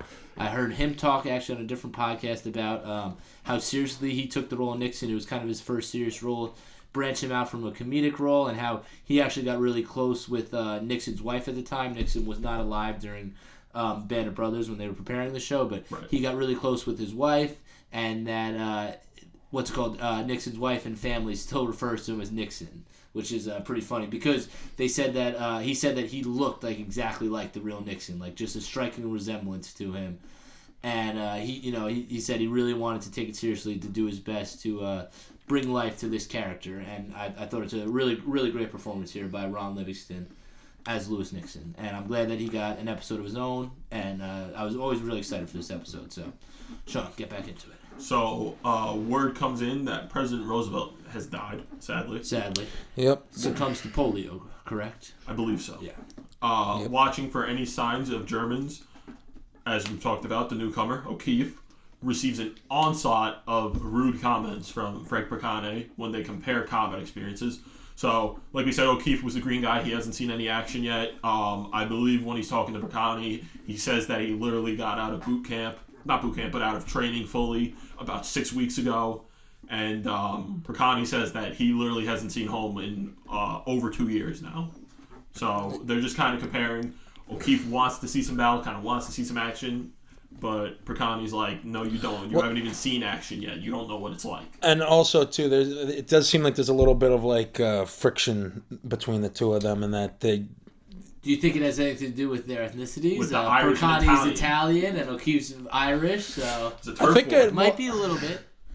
I think it could be a little bit of that, especially in that time period. But I also think, too, the obvious reasoning being 2 years of combat experience between them. It's going to harden a man. Yeah, it's going to harden a man, and it's going to also potentially make you look down on the guy that's not in your position right now. Yeah. You know? I feel like you can't really blame either one. I feel like they're kind of both right. Like, you can't really blame O'Keefe, like, for getting there and wanting to actually get some combat experience, but you can't blame Percani for taking the harder approach and being like, dude, like, no. Do you think like, you're getting you don't. glory? I'll show you what the glory's worth. Like Percani's, basically, it's like at a job when, like, the boss tells you it's one thing, but then you get that cool coworker first who's like, no, it's not like what the boss says. This is how it really is, and it's not. Yeah. It's not glorified. I agree, but Percani, like, almost saying you don't want to see battle. It's like you want the new guys to see battle because you want them to be prepared. You know what I mean? To fight with them. So it's one of those things where it's like, yeah, you don't want him to see it, but it's something he kind of has to see. And maybe too, maybe there's a little bit of like a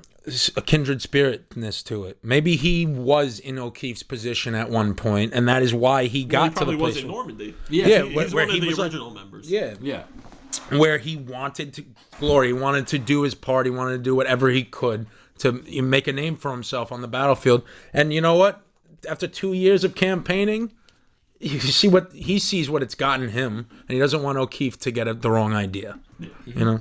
So that night, Nixon goes for a walk in the rain, searching for some whiskey he can steal, namely his favorite whiskey, VAT 69. VAT 69. VAT 69. We got to get some for the podcast. I'm down to try it. I believe at this point, they're playing. Him and some of the other officers are playing cards in a second floor room, and we see him go to find more VAT 69 before he actually leaves, and he has like 6 or 7 bottles just all over the place. Yeah. Insane. This man's a big drinker. And he ends up breaking a window of a like liquor store there, and as he leaves, the American military police, the MP, show up, and they don't even think it's him because he's an officer. They just drive right past him, and he just walks away. Completely gets away with it. And then the next morning, you see people patching up the window. It's like, still investigating who did it. Yeah, still trying to investigate who did it. Meanwhile, and he gives no fucks about it. He gives no fucks that he broke this window in this town. Yeah. Searching for alcohol. So the next day, it's German. Exactly. So, yeah, I know. It's just kind of funny though, because Americans are investigating it. Yeah. So the next day, 300,000 Germans surrender, and Easy Company moves out to another German town where they believe a guerrilla war may begin. So as the war was coming to a close, Hitler had said to most of the Germans that were still fighting that he wanted them to go into hiding in the forests and begin a guerrilla warfare against the Allies, hoping that that would be another way to kind of push the Americans out of Germany. Many are disappointed to be heading to Bavaria rather than Berlin. Sadly, the Russians were the ones first that were chosen to take Berlin. Yep. Meanwhile, Nixon gets a letter informing him that his wife is divorcing him, and he begins to lose it. He loses it heavy. He starts screaming in front of the men. He's like, because she took his dog to it. He's like, she doesn't even like the fucking dog. Yeah. And all the guys just turn around and are kind of taken aback. Imagine, yeah. But there's some light in this scene as they're driving on, and he's kind of thinking about it. The men start to sing, and he joins in. You know, kind of taking a little bit of his thinking off of the divorce and remembering that right now he's with his men, he's with his brothers. And it's a whole different kind of grief that you wouldn't expect somebody would have to go through if you're not knowledgeable on the subject. But this kind of thing happens to veterans all the time. Yep. Relationship problems due to absence or even cheating while they're away and out of country. The trust is a very, very big concern when that comes around. Right. And for him, it clearly put too much strain on his relationship and ended up costing him. Yep. So, en route to the next town, Luz and John Janovac,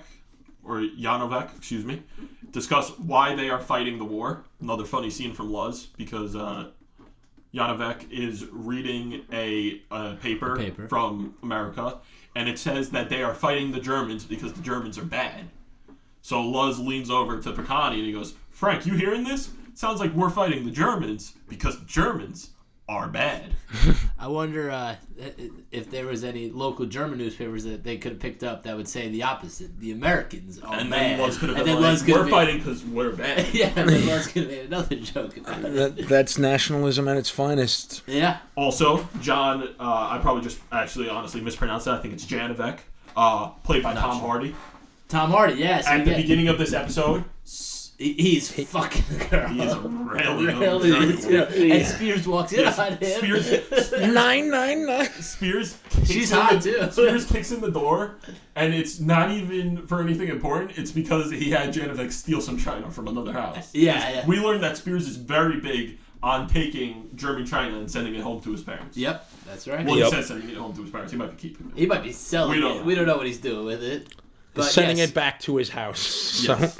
But yeah, so Tom Hardy, this is one of his first appearances ever. He looks like a baby. Yeah, he was straight out of film school actually. So he was actually 21 years old. He was actually. He looks like young. He looks I know. 14. He does look like he's like 17, but he's super young. This is one of his first appearances, and he does a great job with it.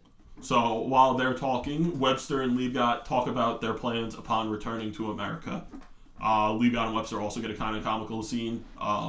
Liebgott's still kind of poking fun at Webster being a college guy, even though you told me, Cole, Webster didn't even finish college, which they say in this episode. I just completely forgot. So Webster would apparently boast that he went to Harvard, and then we find out in this scene that he never finished Harvard. He was an English major there, but he never finished his time.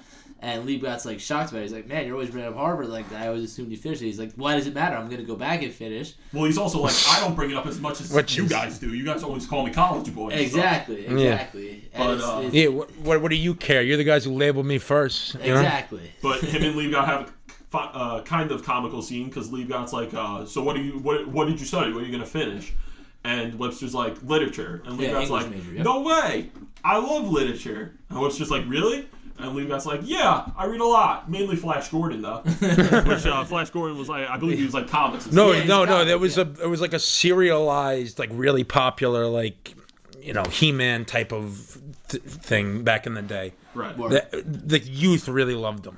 Right. And obviously teenagers and guys too. And our boy Liebgott. Like comics today, and sort of a little bit tailored to a younger audience, but always older audiences always fuck with it too. And fun fact, a little bit off topic, but if it wasn't for Flash Gordon, Star Wars might not exist. George Lucas took heavy inspiration from There that. you go. So thank you to Good. Flash Yeah, just a little tangent there, but I figured it'd be a little fun change of pace. It's a good fun fact. It fits. They were having fun on this episode, but we're gonna get serious real soon. Yeah, it's about to get heavy. We So gotta get ready for this. Taking over the next town, Easy tosses residents from their homes in order to secure housing for the night.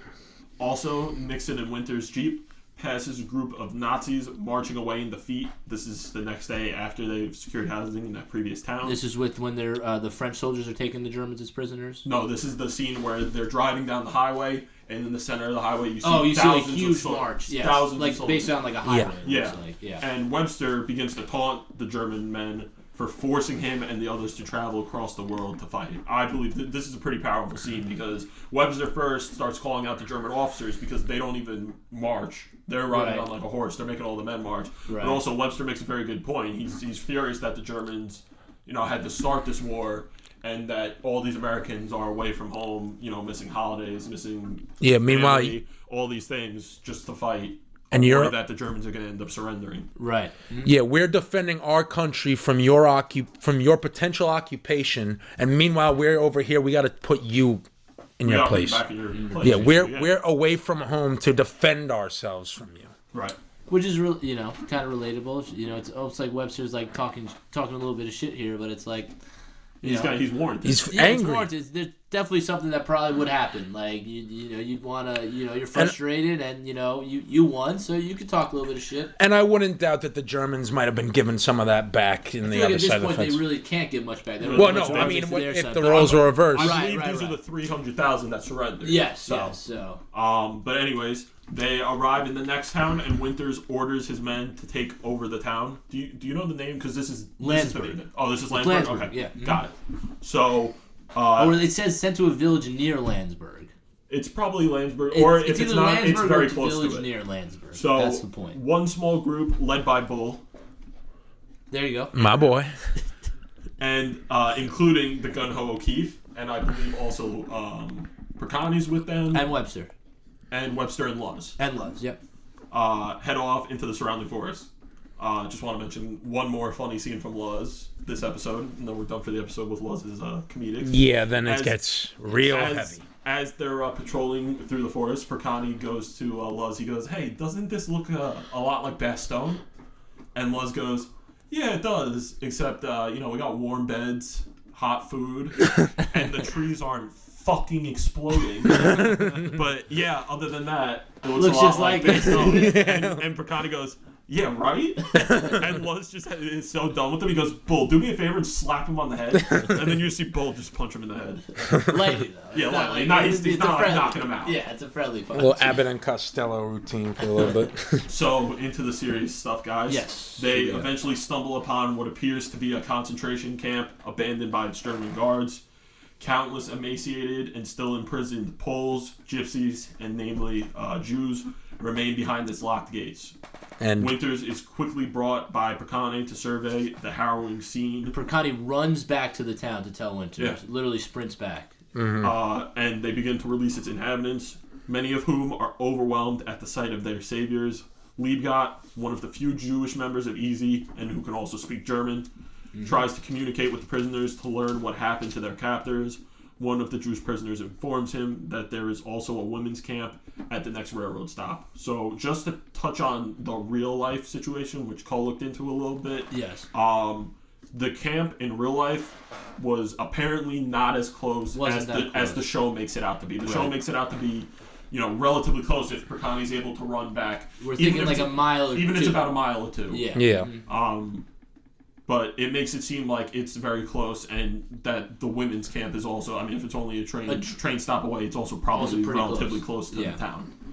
Yeah. So in reality, it wasn't that close, but the reason that they put this scene in was to show sort of the reactions and stunning horror of American and even Soviet soldiers finding these concentration camps, because this wasn't in the news. Like everyone knew German and SS was bad.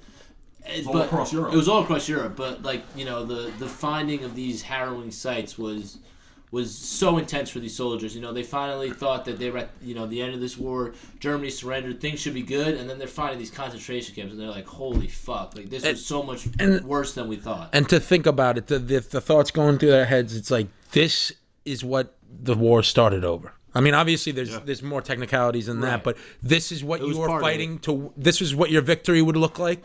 Just genocide. It's sickening and it very horrifying, disgusting, every word imaginable. Yeah, it really shows in their reactions and especially in how they react to the townspeople later on when they get back. I forgot to touch on it a little bit, but just because she becomes a little bit of an important character later in this episode. But as they first arrive in the town, Nixon begins to search one of the bigger houses in the town, and as he goes in, he sees a picture of a SS officer who we're assuming is probably the one who was running this camp. Probably. And he's looking for alcohol or just things to steal. And the SS officer's wife walks in, sees Nixon, kind of gives him a stern look. They kind of just have like a awkward moment.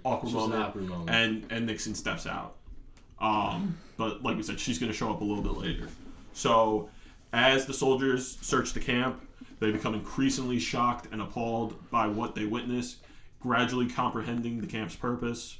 The soldiers quickly get to work stealing provisions in the nearest town for the camp prisoners. The thing we namely see is they begin to take bread from one of the bakers in the town, and Webster has a very heated moment with the baker, questioning him on if he knew about the camp or if everyone in the town knew about the camp, and that's going to bring up debate, even just a discussion in general. I think we're all pretty much on the same page. Yes. For this, also because we have to look at it from what actually happened. Like we said, the town probably was not as close in real life versus the show. Right. But what do we got, Cole? So the debate time is, like we said, so Webster comes upon this local German baker, accuses him, saying that there's no way you couldn't have smelled, the smell coming off those bodies, which is, a fair point. Now it's a debate. Did they know? Did these local townspeople know? Did regular German citizens know of the existence of concentration camps? And if they did, what could they have done about it? Two-pronged question here. Yeah, it's a difficult question because on the one hand, if they did not know, well, that's just a level of negligence that it's very hard to just trust in general.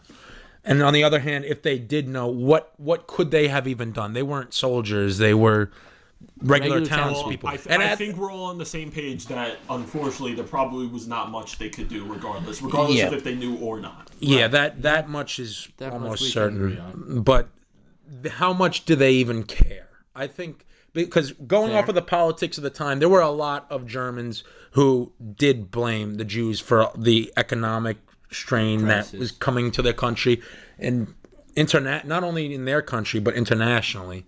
And obviously we know now that we know that their actions were wrong. But at that time, there was such a level of seduction in Hitler's philosophy and words, and people had such trust in him, they could not possibly conceive about the horrors that they were going to allow him to do. Right. And some of the reactions that you get when they finally do bring bread over to them, I believe they bring the baker over, don't they? They probably do later down the road, but we don't see at first they're just trying to get food. Yeah. Something I want to touch on real quick that you said, honestly, is, whether they knew or not, and you brought up kind of a negligence. Yeah. But it was one or two things with what you're saying. Either they didn't know, like you said, and that's just that. Which is possible. If they did know and just didn't say anything, because we got to keep in mind, Percani's the one that tells Winters and the rest of the soldiers what happened. Right. It's not like people who enter the soldiers who enter town could smell it right away. Right. Well, and regardless too, if the civilians did know, they could have also been keeping it, which would have had even another impact. And not only that, regardless too, they knew that the Jews in their town, that the people that were selected for the camps, or whatever it is that they believed happened, they knew they were being taken out of their homes and against their will, and brought somewhere where it's clearly not in town. So there should have been at least some level of suspicion there that they clearly did not really care about, because of their, the big popularity of anti-Semitism in the country at the time. Right. And the popularity of just their nationalism, their country wanting to win the war at any cost, probably might have something to do with it. Yeah, they had... there could have been people that fuck, we see this as morally wrong, but, we got to win this war. You know what I mean? German nationalism was never at a higher point than around the time that Hitler started pulling them out of the financial crisis. So yeah. Just to wrap things up, at least on my end. I'll just wrap it up real quick too. I look at it as the real event versus the show. In the show, talk about the show. Because it's not as real as, like we said, the reality. I feel like in the show, the civilians had to have known. Like we've said, the town. I'd agree. The town was ridiculously close, within a mile. Yep. Unfortunately, we don't like talking about it, but the smell would travel to the town. And I guess the only thing we could say to the point of them not knowing is, obviously, the Americans pulled into the town and didn't smell anything right off the bat, but they had only been there a short amount of time. Right. Looking at the real world situation, that's a little more of a gray area. We don't know, just us personally. I mean, it's probably, if you look into it enough, you'll probably see how far, the closest camp was from the town. And you could make a conclusion from there. But just because we don't know all that information, because we didn't look into it super heavily, I'm not going to say for sure that the townspeople, in not even just in that town, in all the places around Europe, it's kind of a gray area whether they knew or not. Yeah, it's hard to say definitively. I mean, at this time, I remember, this is when the debate started. We were watching this episode, and I saw Webster, in frustration, grabbing this German, putting his gun on him, which I could understand. But then I was like, do I really think this local German baker, probably just trying to earn a living for himself and his family, just baking bread every day, knew of the existence or the extent of a concentration camp going on? Because even if they knew a little bit of the existence, they wouldn't know the extent to what's going on at this camp. You know what I mean? So, I don't know. I was kind of just not necessarily giving sympathy, but I was like, I don't know if this just German baker guy knew. Well, and I guess I should bring this point up, I guess, and I got to ask that to you, Sean. But do we know just how much intelligence that the Allied troops had going into this war to know what was going on? Obviously, again, the show is not, one for one, 100%. It's not 100%. But just based off of closest possible. We know the show is very accurate. Yeah, it is. Just based off of how the show shows it and like the complete shock that most of these guys are seeing. And they had no clue. Perfect example, Liebgott. Like we said, Liebgott was one of the few, if not only, Jewish American German speaking pretty soldiers pretty in Easy Company. To be an Easy. And the complete shock he has, or just like it's not even shock. Like you can just see the annoyance on his face when he hears from the prisoner that a lot of the guys there is Jewish. I think. Well, you could tell that from their look too. But first he asks them, and he says like gypsies. Like he gives a few examples, and the last one he says is Jews. Right. And Liebgott, you could see again the annoyance, the shock, all that on his face. Even if they knew somewhat, I don't think they knew the extent. And that must have been a real. And I imagine that would change their attitude entirely about what they were fighting against. Just to see the sheer lack of humanity and how these guys conducted themselves. And the last thing I just wanted to touch on, and also just so we can mention, if you guys have anything you want to discuss, talk about it down in the comments. But the one other thing I will say for a possibility of them knowing is if that SS officer was the one running the camp, or just at least knew about the camp, there's a good chance his wife probably knew. Yes. Very good chance his wife probably knew. Yeah. Mm-hmm. And we talked about this before when we had that debate on sleeping with the enemy. It's it's a poison. It's a one rotten apple spoils the bunch. The wife I would put just as much accountability on as the husband in that regard. I wouldn't say just as much. Not just as even much, if but she you know knew, what I mean. like she's not gonna be able to stop her husband, especially in a time like that. Once the Americans arrived, she could have said something. She could have, true. She could have tried to make things better. And maybe Nixon was, not to put blame Nixon for any of this, but because of Nixon breaking into her house, maybe it had an impact of her being like, well, these are the Americans, they're the bad guys. Right. Mm-hmm. But it's something we've said, we just don't have all the answers. It's tough to give a definitive answer, even if we did a lot of research. That's the truth, honestly. Yeah, I see it mainly as you are what you surround yourself with, and in that case, that's the way I look at it. But fair enough. People can disagree. So anyway, I just want to point out the further horror of this camp. Liebgott learns from one of the Jewish men that he's speaking with that right before the German guards left the camp. So apparently they left this camp only a few hours before the Americans arrived. Mm-hmm. So what they did was they locked the gate, and before leaving, they fired all their last cartridges, all their last rounds on these men in this camp, because this was a men's only camp. And then they locked the gates and they just left. They boarded their trains, they boarded their jeeps, and they got the fuck out of there. So, like we said, not all these SS, not all these guys running these camps maybe, wanted to run them in the first place. But in the end, like when they're leaving, they just showed the most lack of humanity possible by taking, like, they already treating them like cattle. They already treated them terribly for years, but you couldn't even show a little sympathy for the end. You could have. Hitler's committed suicide. He's dead by now. You could have left the gate. Salt in the wound. You could have given them somewhat of a chance, and let's just fire our last cartridge on them. Like, that just pisses me off talking. It's like using target practice. I'm not listening to what you're saying. I 100% agree, but I don't think Hitler was dead yet. I'm pretty sure he was dead. He dies at the end of the episode, which is about 2 months later. Yeah. But 100% still agree with what you're saying. Germany surrendered by this point, though. Not all the of country, Germany. Not all of Germany. Like we said, 300,000. Hundreds of thousands. We're seeing a lot of main units higher ups are surrendering. Yeah, they're crumbling. It's the hundreds of thousands. It's the beginning of the end. Right. It's the beginning of the end.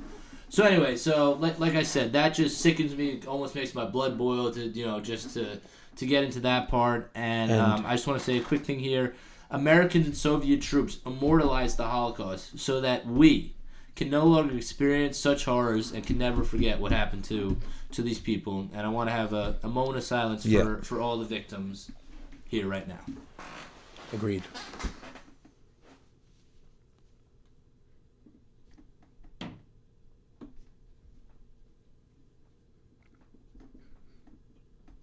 Okay, that was our moment of silence. Thank you for joining us for that. Yep. Sean, I'll let you get back into it because we have more stuff that's going to go on at this camp. That's even more sad and harsh for us to get through, but we're going to do our best here. Yeah. Yes. So as the men of Easy begin to feed some of the prisoners, give them water, food, all that, Colonel Sink arrives, telling Winters and Nixon that they aren't yet allowed to release the prisoners and must herd them back into the camp. So Colonel Sink arrives with General Taylor.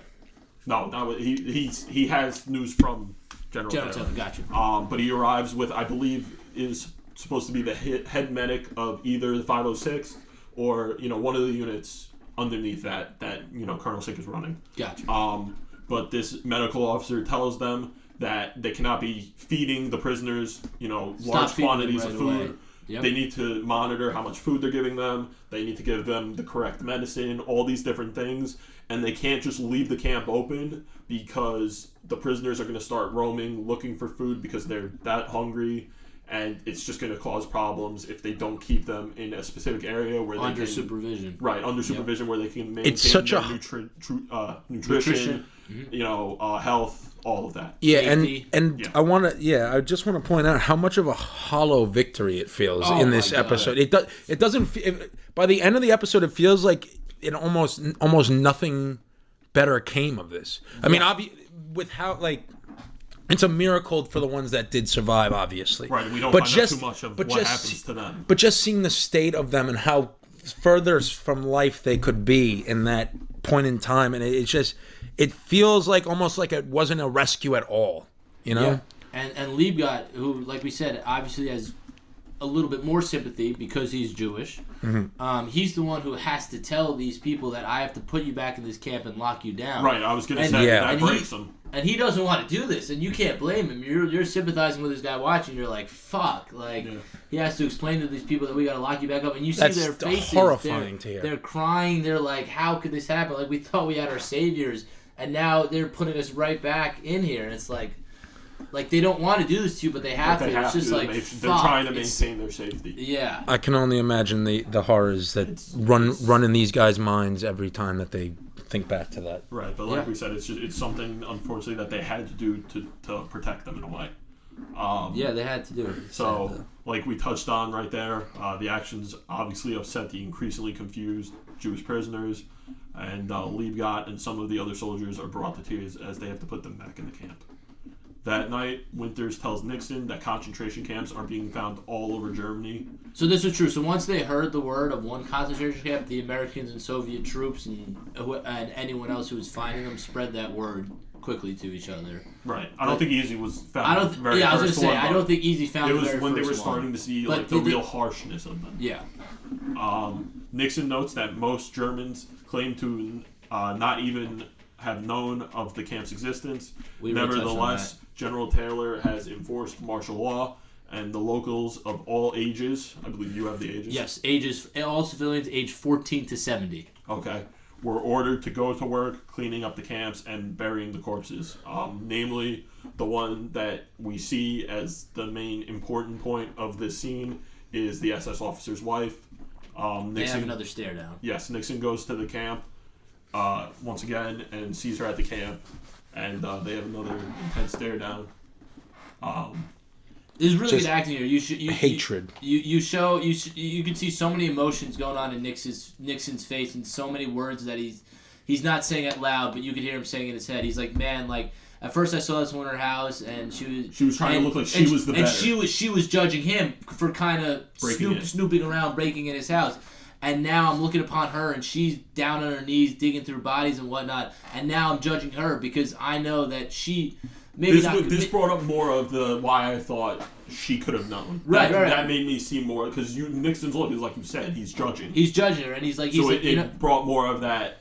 There's a chance that she knows. Right, and he's imposing some judgment on her, and he's like, you know what, you have some responsibility or culpability here too. So honestly, I could feel bad for you that you're in your knees digging through bodies here, but he's also like, nah, like I kind of don't feel bad that you're doing this. You treated these people like they're less than human. Now all I can see is that you're. She didn't directly do that. It was her. You know what I mean? It was her husband. Yeah, it's but not directly. I imagine the conversations that happened. How is work, honey?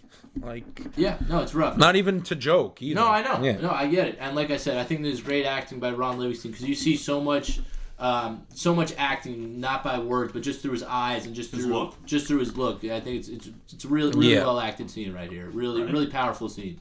I like, it's tough sometimes to make scenes with no dialogue work so well, and this scene works really well. Right. Yeah. So to wrap up the episode, we cut back to the beginning of the episode in the bombed out town, taking place a month after they had discovered the concentration camp. As morale remains at an all-time low for Easy, news comes in that Hitler has committed suicide. Yes, now that comes in. Yes. So overall, like we said, it's a very sad episode. It's obviously something important that had to be told, especially as one of, the things that Easy Company men had to see. Yeah, it's a rough episode to watch. I like it, not for the harshness of seeing the concentration camp, but just that we get to see the war through Nixon's eyes.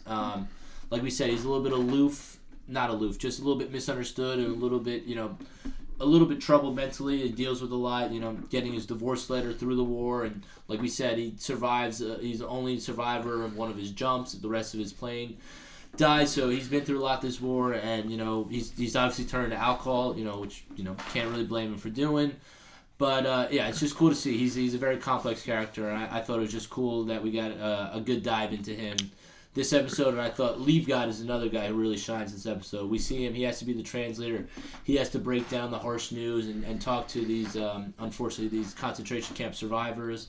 Thankfully, there were some survivors, but you saw that the road back for them was not going to be easy. So overall, probably in some ways the toughest episode to watch, which is hard to say because in some ways you could argue every episode is tough to watch. It doesn't always leave you with a happy ending, but this one just leaves you with the very gut punch. Gut punch. It's very, very sour taste in your mouth. You're like, fuck. It is played very straight as it should be.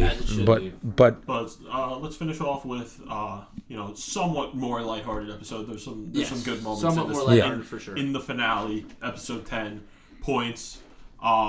Central character is technically Winters, but we've all agreed that in reality, this last episode is really the main character is Easy Company. It's all of the men. You see something important come from all of the guys that we've seen so far. Yeah.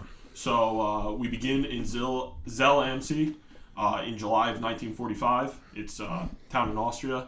As Winters narrates that he and Nixon are now 3 years removed from having first joined the paratroopers. With Winters about to go on a morning swim, Nixon interrupts him with a package containing photographs from Easy Company. He got them from the Easy Company photographer, or maybe I believe it's the 101st photographer, excuse me. And we learned that Winters had to trade 5 or 6 Lugers to this photographer to get the photos, and they're basic photos from boot camp. Yeah, but they're photos of a happier time when these guys were more innocent. They were just normal kind of college age kids. They were ready to embark on this journey with each other, and they got smiles on their faces. They didn't really know exactly what to expect. They knew they were going to enter a war, and obviously it wasn't going to be easy, but there's still a lot of innocence in their eyes and smiles. And now it's a bit more somber. The war is pretty much over now, but it's still they're still kind of reminiscing on these photos. Like, man, like, fuck, we've been through a lot, and we had some happy times, but like, fuck, now they're also talking about what they're gonna do job-wise when they get back to the States. Fuck, we got to re-enter the world. Like, how the fuck are we gonna re-enter the world? Yeah. Relatable scene. It's kind of like finishing college. You look at your pictures with roommates and friends and your good times in college. You're like, man, we had some good times, but fuck, what do we do now? What's the next stage of our lives? Yeah. It's just super relatable. It hit me pretty hard. I was like, damn, I can relate to that a lot. It almost reminds me a little bit of Shawshank. Shawshank Redemption. Yeah. And that it's very much like a parallel to like prison almost in a way. It changes you as a person. It's a completely different experience that most normal people aren't going to relate to. Mm-hmm. Yeah. Right, but like you said, Carl, they're thinking about what they're going to do when they get home, but Winters isn't even 100% sure that he wants to go home because a meeting with Colonel Sink has made Winters consider becoming a career Army man. Which would make sense for him. He's been so good. He's got promoted multiple times. And, right. The Army is a good career. It has been. Yeah. So he's weighing that between his second option, which Nixon mentions, which is that they should both head back to Nixon, New Jersey, to work for his family's company, Nixon nitration works. Yeah. I believe Nixon says to Winters, he's still gonna have to go through the application process. No, he said, he's like, you'll still have to go through an interview, but he's like, I think a major in World War II will be able to get by it just fine. So, which is funny. Winters has a little bit to think about what he's gonna do. And he does this on his peaceful morning swims, which he seems to very much enjoy. So he takes the idea under consideration, then recalls their recent time in Bavaria, high above the Alps in Berchtesgaden. Berchtesgaden. Yep. Okay, I was going to pronounce it wrong, which we do a lot. Yeah, I wouldn't have got that. Might not even have gotten it, but it's all right. With the town serving as the Nazi Party's symbolic home, Germans are ordered to make their last stand there, forcing the Germans to block its roads so Easy cannot get Easy has to get through the blockade. There's rocks and stuff in the road. Right. Yeah. Then Colonel Sink orders Winters to outflank the French and be the first into Berchtesgaden. And doesn't Luz get a little? He's trying to. He's one of the guys with the bazooka trying to clear the rubble. They sadly don't end up doing it though. And even though the show makes you believe that Easy is the first into Berchtesgaden, we've discovered from our local source, Cullen, yes, that is not what happened. No, but it was an American. So it was the 3rd American Infantry Division that reaches Berchtesgaden and the Berghof complex first. It was a battalion of that 3rd American Infantry Division, followed by the 2nd French Armor Division, which was the famous 2nd DB, led by the famous French General Leclerc. And they were the first to enter Hitler's Eagle's Nest, and then they were followed by the 1st Battalion of the 506th, led by Easy Company. So Easy was the 3rd to get there, not the 1st. Still pretty impressive, though. Yeah. So the show makes you believe that they beat the French to the Eagle's Nest, but it was a different team of Americans than the French. They were top 3. They were top 3. So there, Easy Company takes over the mostly deserted town and sets up at a luxury German Nazi hotel. Winters and Harry Welsh, who is back in action, go to work swiping fine silverware and anything else that isn't nailed down. Yep. So that's what I would do. I think this is where we should talk about it a little bit. All right, we can talk about it here. Yeah, let's a little change, a little lighthearted change of pace. Something a little bit. that we've been touching on a lot this episode, but happened pretty much all the time.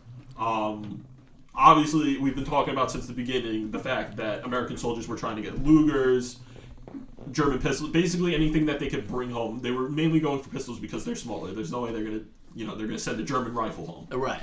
Yeah. But once they got into Germany and had a lot less action to go on, that's where they started stealing some of the more not unrealistic, but the things you wouldn't think they'd steal. Silverware. Not as notable. Portraits.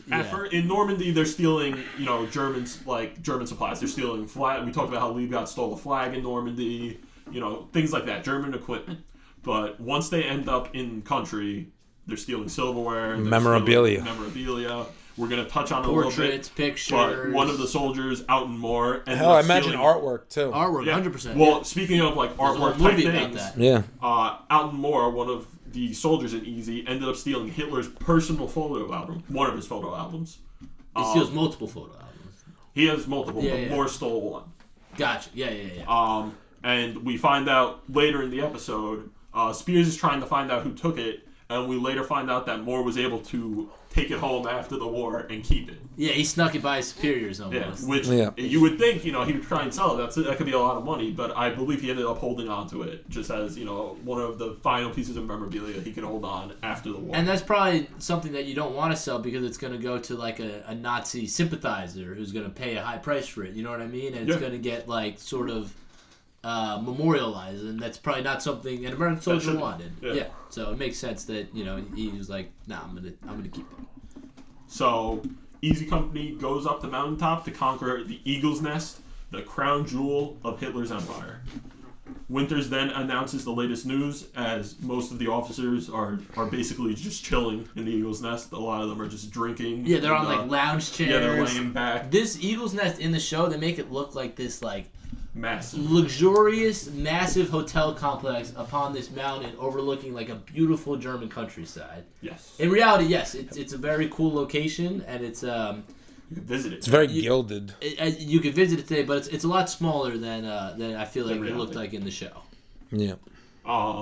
Yeah, but they're literally just like chilling on lounge chairs, drinking. Welsh is hammered. He's just yelling about Hitler. He's like, Hitler, Hitler. And then Winters comes up, and Winters starts reading an announcement, and it says, all soldiers stand fast. And the guys there hold fast by sitting there and not moving. And Harry just stands still, and he goes, I'm holding.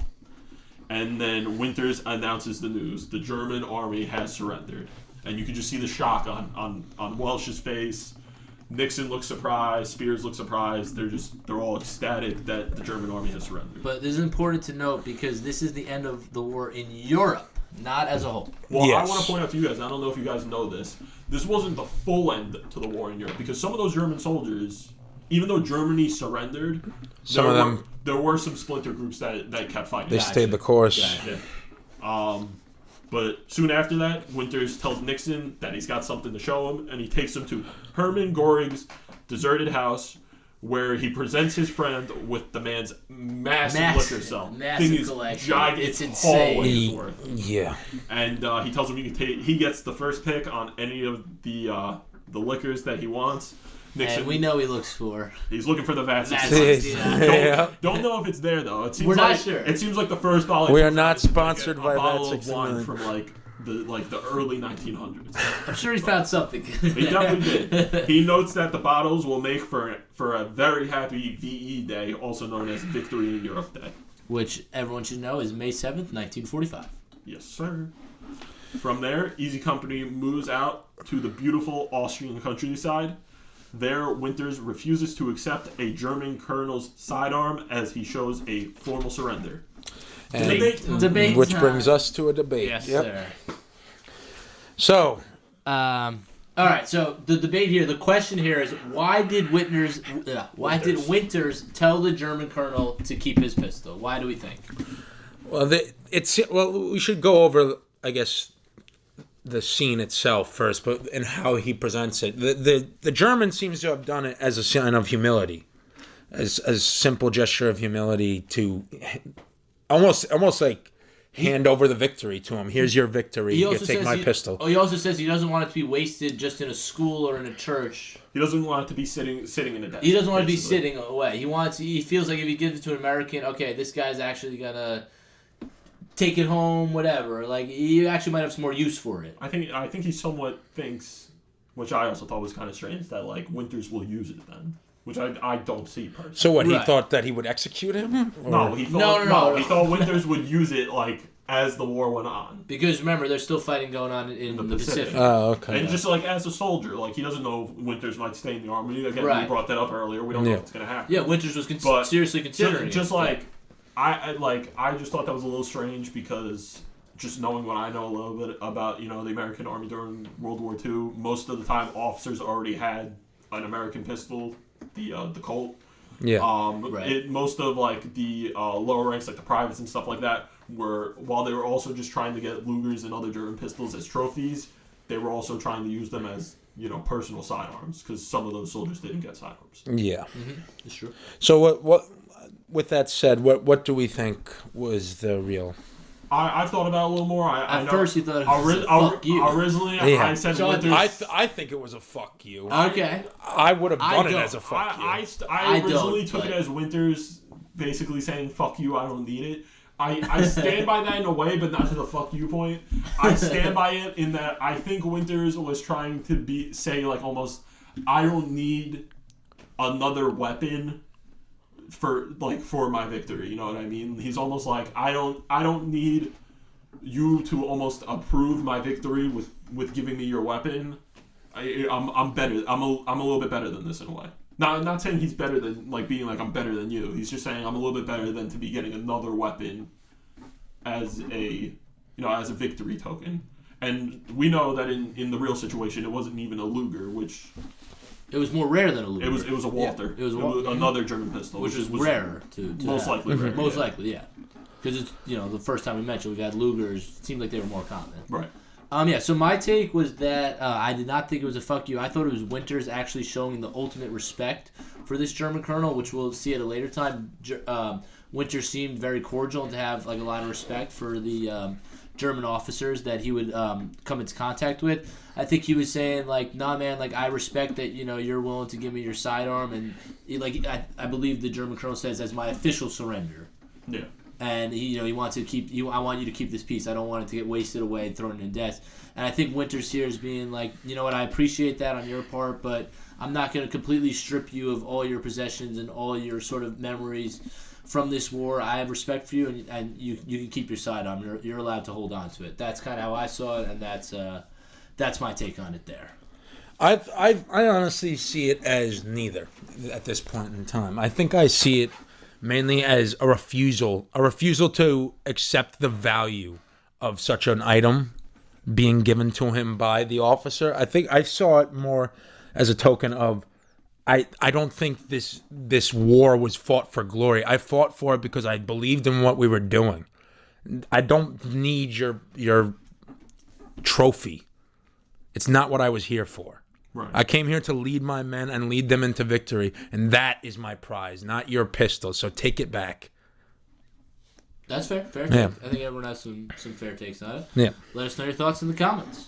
Yeah. Be interested Let to us hear. know. Because I watched this scene on YouTube, and a lot of people had a lot of comments, a lot of differing opinions on this scene in particular. And it'd be interesting to know what our viewers might be thinking could have gone on in that scene.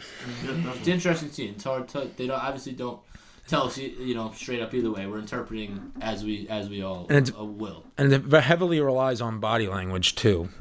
There's not a lot of words spoken between Winters and the officer, more so than their glares speak as in themselves. Yes, sir. Non-verbal cues for sure. Yep. All right. So as the men watch films on Okinawa, Nixon discusses with Winters and Spears how some of the men will have earned enough points to go home, but the others will have to still be ready to fight. So the point system that was happening once the Germans surrendered, the American soldiers would have to earn a specific amount of points, 85 points, and once they did, some would just be sent home, and others would have the choice on whether to stay, if they wanted to stay and fight, or go home. They received points from different things. Time served, they've received Purple Hearts, any other commendations. Medals, time spent in a hospital also contributed to things it. like that. So there were a lot of different things that counted for points, and some would count for more than others. For example, we don't know the exact amount, but for an example, Purple Hearts could have been worth 5 points, whereas a month served could have been worth 1 point. Yeah. And obviously, if they served a lot more than 1 point. 1 month, they're going to get a lot more points for however many months. Right, and I agree with this point system. It obviously seems like the most fair way to go about sending some soldiers home first. By accruing this number of points. My one thing is that at this time there weren't obviously computers or Word documents. They were just writing this stuff down. I feel like it might have been a little bit difficult to 100% accurately track a soldier's points. I feel like some guy they could say, "Oh, you have 75 points," and he'd be like, "No, I served this amount of time. I should have my 85." Yeah, a lot of stuff goes unrecorded. That's what I'm saying. There's got to be a lot that goes unrecorded. I feel like it wasn't perfect, but at the time, this was the best and most fair way to go about it. But I feel like it probably wasn't a perfectly recorded data for this point system. Yeah, that's just an opinion of mine. Right. All right. So next we have Percani, Powers, and Randleman trying to hunt deer in the Austrian countryside while they're discussing their current point situation. I believe Shifty, Powers, says to the men that he's nowhere really close to the amount of points that... Which that brings up my point. It doesn't make sense. Shifty's been around a while. I feel like he would at least be close. Yeah. But he says that he really doesn't think there's a chance of him going home, and that he's probably going to get shipped out to the Pacific. Later, we see the men all standing at attention, join together for a lottery to send one soldier home from each regiment. Easy Company's winner ends up being Shifty. We learn while watching the episode that he's more of a de facto winner. They kind of rig it for him. They rig it in that they only put one ballot into the lotto, and it's Shifty's because they all believe that he deserves to be the one to go home. And he's happy to go home. He appreciates them looking out for him. Yes. Yeah, it's a token of gratitude from his his band of brothers. His brothers. Exactly. Afterwards, Shifty comes to say goodbye to Winters, thanking him for his leadership, but scared about how he will explain, quote, all this once he returns to Virginia. Winters' narration relates that while shipping out, Powers got hit by a drunken soldier and suffered serious injuries. Later, Harry tells Nixon that he has enough points to go home. I believe he's trying to go home to see his girlfriend Kitty, who gets mentioned a lot. Yes, Harry loves Kitty. Yes. But Nixon thinks he should stay around for their redeployment to the Pacific Theater. Then Winters and Nixon reveal that they have both applied for a transfer and will soon be headed to the Pacific themselves. So they're trying to get to the Pacific as quick as possible. They didn't want to easy company, and most of the 101st were going to have to wait. They were on standby for a while until they got the orders to go. And Winters specifically says himself he just wants to go and get it over with. And Nixon's like, well, I can't leave him alone. He might go and get himself killed. Yeah. Just as a joke. So later, during his transfer meeting, Winters is forced to recount his time in Europe and discuss why he wishes to head to the Pacific. Winters' transfer is not immediately granted, and he is forced to stay in Austria for the time being. Yes, it's denied. The officer in charge hears him out and denies his request, saying that his men have earned the right to keep him around. Almost like, you're too good here. We're not going to send you over there. Which is a very high regard. Mm-hmm. Well, he also...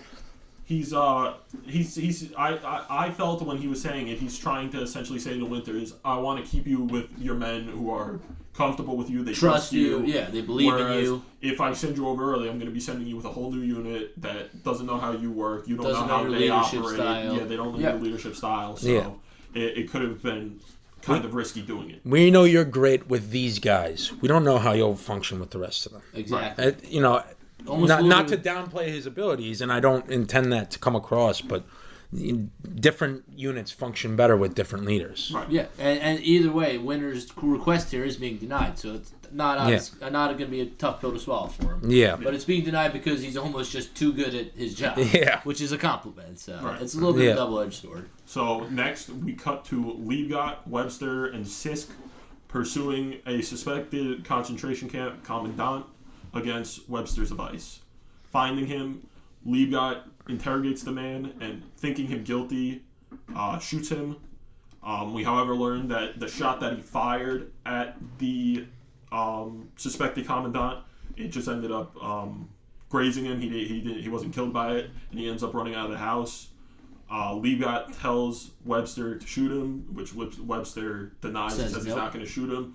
And the other soldier there, Sisk, ends up shooting him.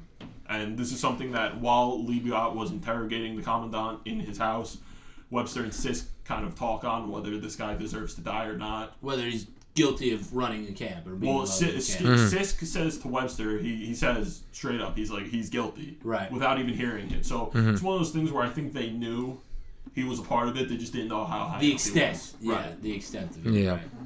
Right. So with the war nearly over, the American and German soldiers begin to fraternize, anxious to simply get home. So this is something that we saw a little bit in this episode and happened a lot once the Germans surrendered, is that American soldiers and German soldiers were working together in many situations at checkpoints, securing specific places, just to show that now they were not on the same side, but the war's over. I don't think the show. I think it was just that basically we both have a job to do now, but it's the same job. We got to clean up these towns. We got to patrol these towns. Right. Like we're not that we're on the same side, but we're doing the same job. So it's going to be a little bit more friendly. Why don't we cooperate instead of screaming at each other? Exactly. Also, I think it's partly because of something that we're about to talk about in a second. So, nevertheless, after doing working at a checkpoint, Janovac dies in a fluke car accident, only 10 points short of being able to return to America. Very sad. Young guy. He was doing his patrol. He even shared a cigarette with a German soldier who he learned also fought in World War I, and they seem to have somewhat of a friendly relation and a bond. Has this nice conversation. Webster replaces him, and not 20, 30 seconds after Webster replaces him, You hear a car crash. It looked like it was an American Jeep that crashed into another American Jeep. This one just looked like an accident. Just a freak, just a freak Yeah. accident. Just super unlucky and super unfortunate for Janovac to go out this way. He was only 10 points short, seemed to be in good spirits, and just went out. After Germany surrendered, after the war was over, he was close to going home. It's pretty sad. Yeah.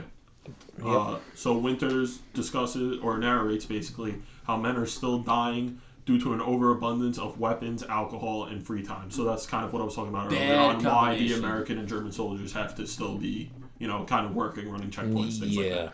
Yeah. One such victim that we see is Sergeant Charles Grant, who gets shot in the head during by a drunken trooper from another company. So Sergeant Grant pulls up. He's driving two of his new replacements back to their base camp, basically. He comes upon what looks to be almost like a crash, sort of. It does look like a crash. With there's one American soldier standing with his back turned to Grant, with his pistol out, and we see, I believe it's 2 or 3 dead German soldiers.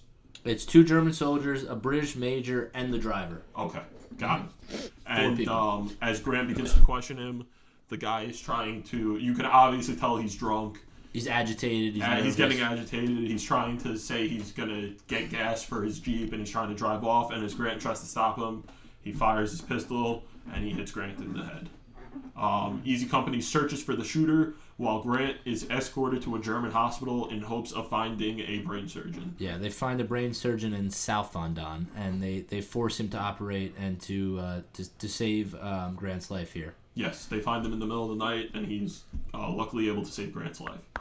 The replacement who shot Grant is finally located, and Spears and the other men take their anger out on him. So we find out that they were able to find the guy. He was a replacement for I Company, and as the men are taking their anger on him, beating him, Spears comes in. Pissed. Can't blame him. Bull reports to Spears that he's a replacement for my company that just completely got drunk, and when Spears asks where the weapon is that shot Grant, the drunk soldier kind of gives him like a almost sarcastic remark. He says, "What weapon?" And Spears just backhands him with the butt of his pistol. Really hard. Yeah. With the grip of his pistol. Yeah. Almost looks like he's about to kill him here. It does. Well, I think this was. I doubt many people would blame him either. Well, so yes, and with the stories about Spears, it would almost be too fitting for his character. Right. Yeah. But Spears shows some restraint here. He does. He does not shoot him, and he tells the men to let the MPs, quote, take care of this piece of shit. So this wasn't even a topic of debate. This was just something we wanted to discuss. And find out the real story. What happened with this soldier afterwards. Because the way that Spears says it, he obviously doesn't say that, like, he's sending them to the MPs to be killed, but it's just a way, like, he almost says it sounds like this guy's getting the firing squad. Yeah, that's what I thought originally, too. Yeah, we discussed that. We both agreed on it. Yeah. We're like, this guy probably going to get the firing squad. He's going to get dishonorably discharged at the very least. He's going to, things aren't going to go too well for him after this very poor decision. To kill 4 men and to severely injure another one who were innocent. They weren't doing anything to this guy to provoke him. Right. Yeah. So anyway, I just want to wrap up the story about this guy. That drunken private was Floyd W. Carver. He underwent a trial and was sentenced to life in prison in 1945. But he was released shortly after being sentenced, and that's kind of all we know about him. Yeah. All right. So, despite having enough points to go home, Spears tells Winters that he wishes to stay on as the company commander. Winters discusses the various ways some Easy Company men were able to leave Austria. Malarkey gets sent on, quote, official business to Paris. Which he's hyped about. Yeah, so Winters basically just sends him to Paris on a vacation. Yeah, he's hype. Gives his boy a hype. Finding a little bit of leeway for him. Yeah. Lipton gets a promotion, becoming a lieutenant at battalion headquarters. Which he's chill with. And after he gets this promotion, him, Liebgott, Nixon, and Winters travel to another army base where a bunch of Germans who have surrendered are located. And the German general there, first he asks Winters if he can address his troops, and Winters directs him towards the newly promoted Lipton, which is a pretty cool scheme. it's an extreme sign of respect. Yeah. Winters is the highest man in charge there. He's the major, and this German general, asks Winters if it's okay if he can address his men, and Winters right away delegates the responsibility and says, "Ask Lipton." Says, he's just as much important as me, and you can ask him, and it's just a sign of respect. Lipton to both of them. Lipton obviously says, "Of course." Yes, he says, "Of course you may." So as the German general is going up to the front of his men, the stage, to address them, we see a familiar face, Captain Sobel, walking by with one of his men, and this, in my opinion, this is my favorite scene in the entire show. It's a good scene. So Sobel and the soldier with him walk by Winters' jeep. The soldier salutes Winters, who is now a major, who outranks Sobel, and Sobel tries to ignore Winters. He kind of tries to act like he doesn't see him, and Winters goes, "Captain Sobel," and Sobel still tries to play it off. Sobel goes, "Major Winters," and Winters stops him, and he goes, "Captain Sobel," and Sobel stops and looks at him, and Winters goes, "We salute the rank, not the man," in a way of being like, even when you were still in charge of us, we didn't salute you because of the man you were. We just saluted you because of your rank, and you were our leader. And Sobel returns that with a salute and walks away. And we could disheartened. We could see the other two guys with Winters, Liebgott and Nixon, obviously get a laugh out of it and think it's a pretty cool aspect. And like I said, I just thought that was one of like the cooler scenes where you see Winters finally step up as the real leader and kind of show Sobel, yeah, you really you trained us, you helped us out, but at the end of the day, like he said, you're gonna salute the rank even if the guy is not up to par. Mm-hmm. Yeah, and I would say, we saluted you back then due to your rank, but now you will salute me because I outrank you, and my men always respected me more as a leader and a man. Right. And I just want to wrap up what happened to Sobel. Eventually, he got married, he had kids. It seemed like he was a good father, a good family man, but then his life kind of took a turn for the worse. He attempted suicide in 1970, shooting himself in the head, which he survived, but it left him permanently blind. He died of malnutrition in 1981 at the age of 75, and no funeral services were held for him. Malarkey later said of him, "When the war ended," this is a direct quote from Malarkey, "when the war ended, I wondered if he wasn't a big reason some of us were still alive." So, some words to just think of there. Sobel wasn't perfect about what he did, but a lot of what he instilled in Easy Company in the beginning led to a lot of their success. So, a complex man who had a sad end to his life, but I think we should still give our due respects. Absolutely. Yes. So the Easy Company members that we just mentioned, Liebgott, Nixon, and Winters, later listen in as the German general addresses his troops, speaking of his pride in them. And I think Cullen has... I have a little breakdown of the speech. Yes. So at first Liebgott is sarcastically translating his speech, and then he quickly sterns up, realizing that this general's closing remarks... where he says that it's been an honor serving with his men. They have formed a bond that exists only in combat, as they are brothers who have shared foxholes, dire moments, have suffered bravely together, and he is proud to have served with every one of them and wants them to lead peaceful lives. So this is a cool scene. So like we said, at first Liebgott sarcastically, translating, and then as he's looking on at this general, he's looking on at these German men. You see a young man, he's got bloody gash, he looks exhausted from the war. You see some guys who are a little bit older. He sees that, wow, these guys are brothers, and they were just serving their country just like us. They're really not similarities to Easy Company. Exactly, and this is almost like a brethren speech, and he's like, man, like we're really not that much different from these guys. I think it's a very poignant and a fitting speech, which I enjoyed this scene a lot. Right. So ultimately, Winters decides to take Nixon up on his job offer in New Jersey. Finally, as the Japanese surrender and the war comes to its end, Winters and his men take part in a baseball game on a field in Austria, where he details what became of all of Easy Company's soldiers. Afterwards, the real band of brothers offer their closing thoughts, and the show comes to an end. So, real quick, Cull's going to give us a rundown of the different soldiers that were spoken about during the baseball game and what happened to them after the war. Yeah, so first I want to go into what happened to Grant. Like we said, the guy who was shot by that private. and had to undergo that surgery. He ultimately recovered and survived. He had some speech problems, and his left arm was partially paralyzed. But he lived in San Fran, owned a small tobacconist, and attended Easy Company meetings as a rep until he died in 1984. So some of our important characters in the show. Buck returns to let everyone know he's okay, and he later became an important prosecutor in Los Angeles, eventually convicting Sirhan in the court in the murder of Robert Kennedy. Very important case. Yep. Webster, like we said, he was Harvard. He was a literature major. He later becomes a writer who wrote a book about sharks and unfortunately disappeared at sea in 1961. Went missing. It's crazy. Went missing. Unfortunate, that they never saw him again. Johnny Martin worked at a railroad and then opened his own construction company. Loves became a handyman in Rhode Island, and as a testament to his ultimate character, had over 1,600 people attend his funeral. Doc Rowe became a construction contractor. Perconti returned to Chicago and worked a postal route. Liebgott went back to San Francisco to drive his cab. Bull went back to Arkansas and went into what I thought was the coolest thing. They said he goes into the earth moving business, where they says he still is today. So in 2001, at the making of this show, this guy's an 80-plus-year-old man still moving the earth. I just think it's interesting that because they said earth moving, your mind was blown. That's the crazy thing, man. It's just like construction. I guess. I don't know. Making him sound like the dude's like an earthbender. he sounds pretty badass. And Winters also remarks that Bull was one of the finest soldiers he ever had the pleasure of serving with. Abraham was the finest soldier, Tom. Yes, he was. Yes, he was. Alton Moore ended up returning to Wisconsin with Hitler's personal photo albums. Lipton went to North Carolina to become a glassmaking exec, running multiple factories.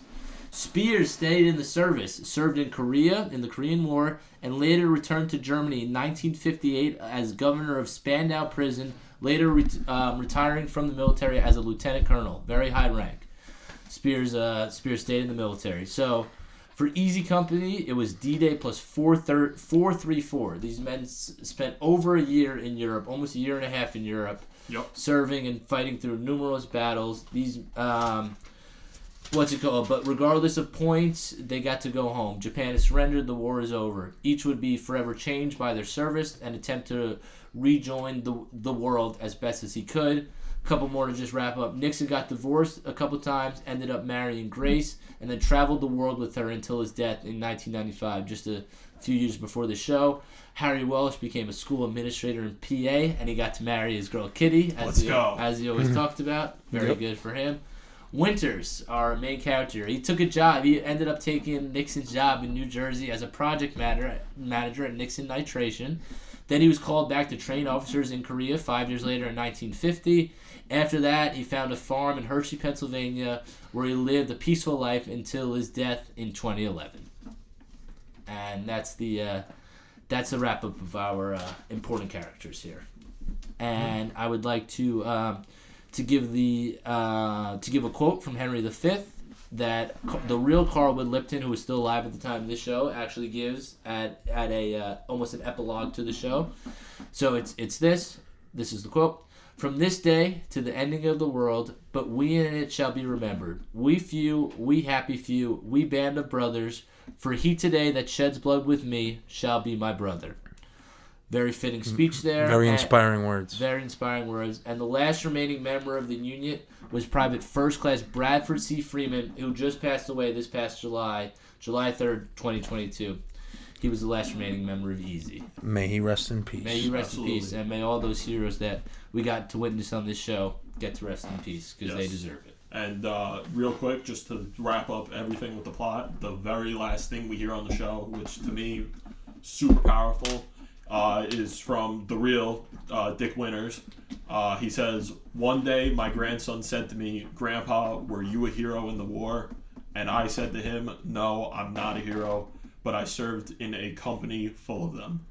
So it's just one of those super impactful things where even, as, an old man years after the war, he still has the humility. He still has humility. Winters thinks... Still affects him. He's crying. Yeah. You can't blame him. But he believes himself that he wasn't a hero, even though, at least three of us here can say he definitely was. Yeah. And he served with a company full of them. Mm-hmm. So, really powerful scene. He was a man who made heroes. Yes. Mm-hmm.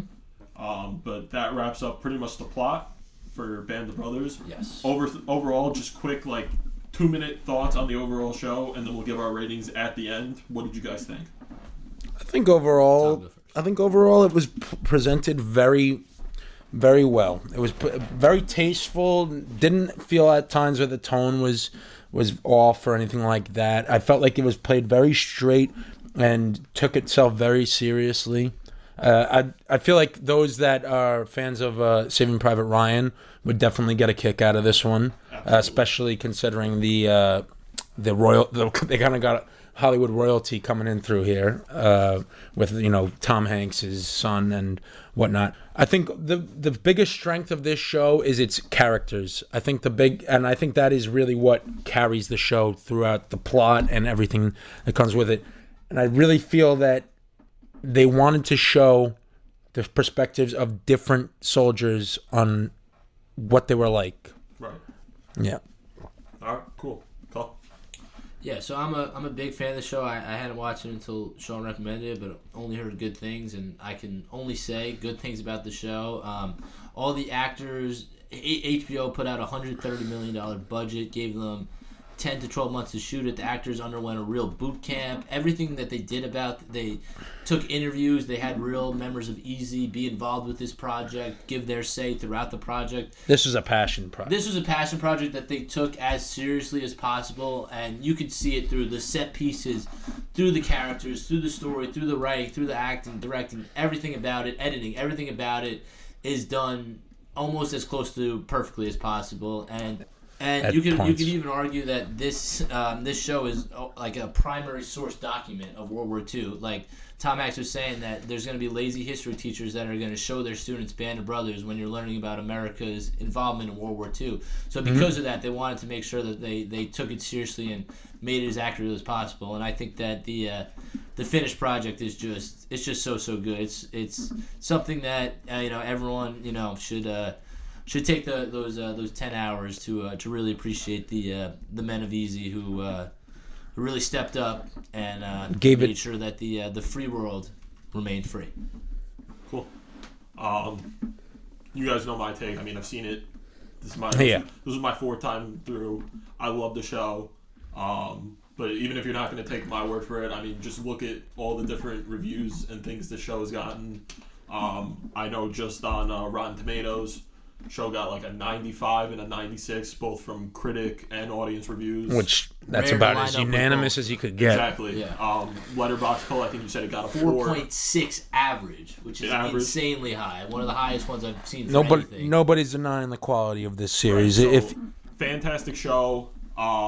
Just the realism too. I mean, like we said, it's not one for one, but if there's one thing I took just from Tom Hanks even talking about it, it's that it's not going to be one for one, but the show is going to be 3 or 4 times more realistic than most World War II movies or any other media you're going to watch. The L.I. wanted to make sure of that too. Right. Like Tom said, I think the way it just handles how, handling multiple characters in, a 10-episode show is done really well, while also making sure that you understand that Winters is like, not the main character, but it's like the point of view you're going to see a lot of this from.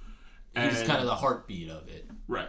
And like we said, I just think it does the Men of Easy Company, a really, really great service. Justice. It's definitely something that, like I said, I've seen it 4 times. I'm definitely going to be watching it a 5th time at some point, probably in the next year or 2. Word. But just a fantastic show overall. So real quick, just some of our wrap-up segments we love to do. We're going to start off with... we're moving out of World War II here. Yeah, for now. Yeah. We're going to talk about our underrated shout-out, which Cullen has for us today. Yes, so my underrated shout-out is Rosemary Harris. Might not be a too common of a recognizable name, but you'll if you've seen any of the Tobey Maguire Spider-Man movies, she's Aunt May. Can't imagine. The only Aunt May. I can't imagine anyone there else. There is no other Aunt May. Yeah, Marissa Tomei does not live up to I don't care how hot you try and make Aunt May. There's only one Aunt May. She's not Aunt May anymore. Exactly. So. But the original Aunt May, they were very good swimmers. She was a very good swimmer. So at first I looked her up to find out if she was still alive. Not to be but she seemed old in those movies which came out in the early 2000s. Even in Spider-Man 2, she admits she's an old lady. I could tell her actress wasn't young in those movies, so I just want to see if she was still alive. I assume she wasn't. She's still alive. She's 95 years old. Jesus Christ.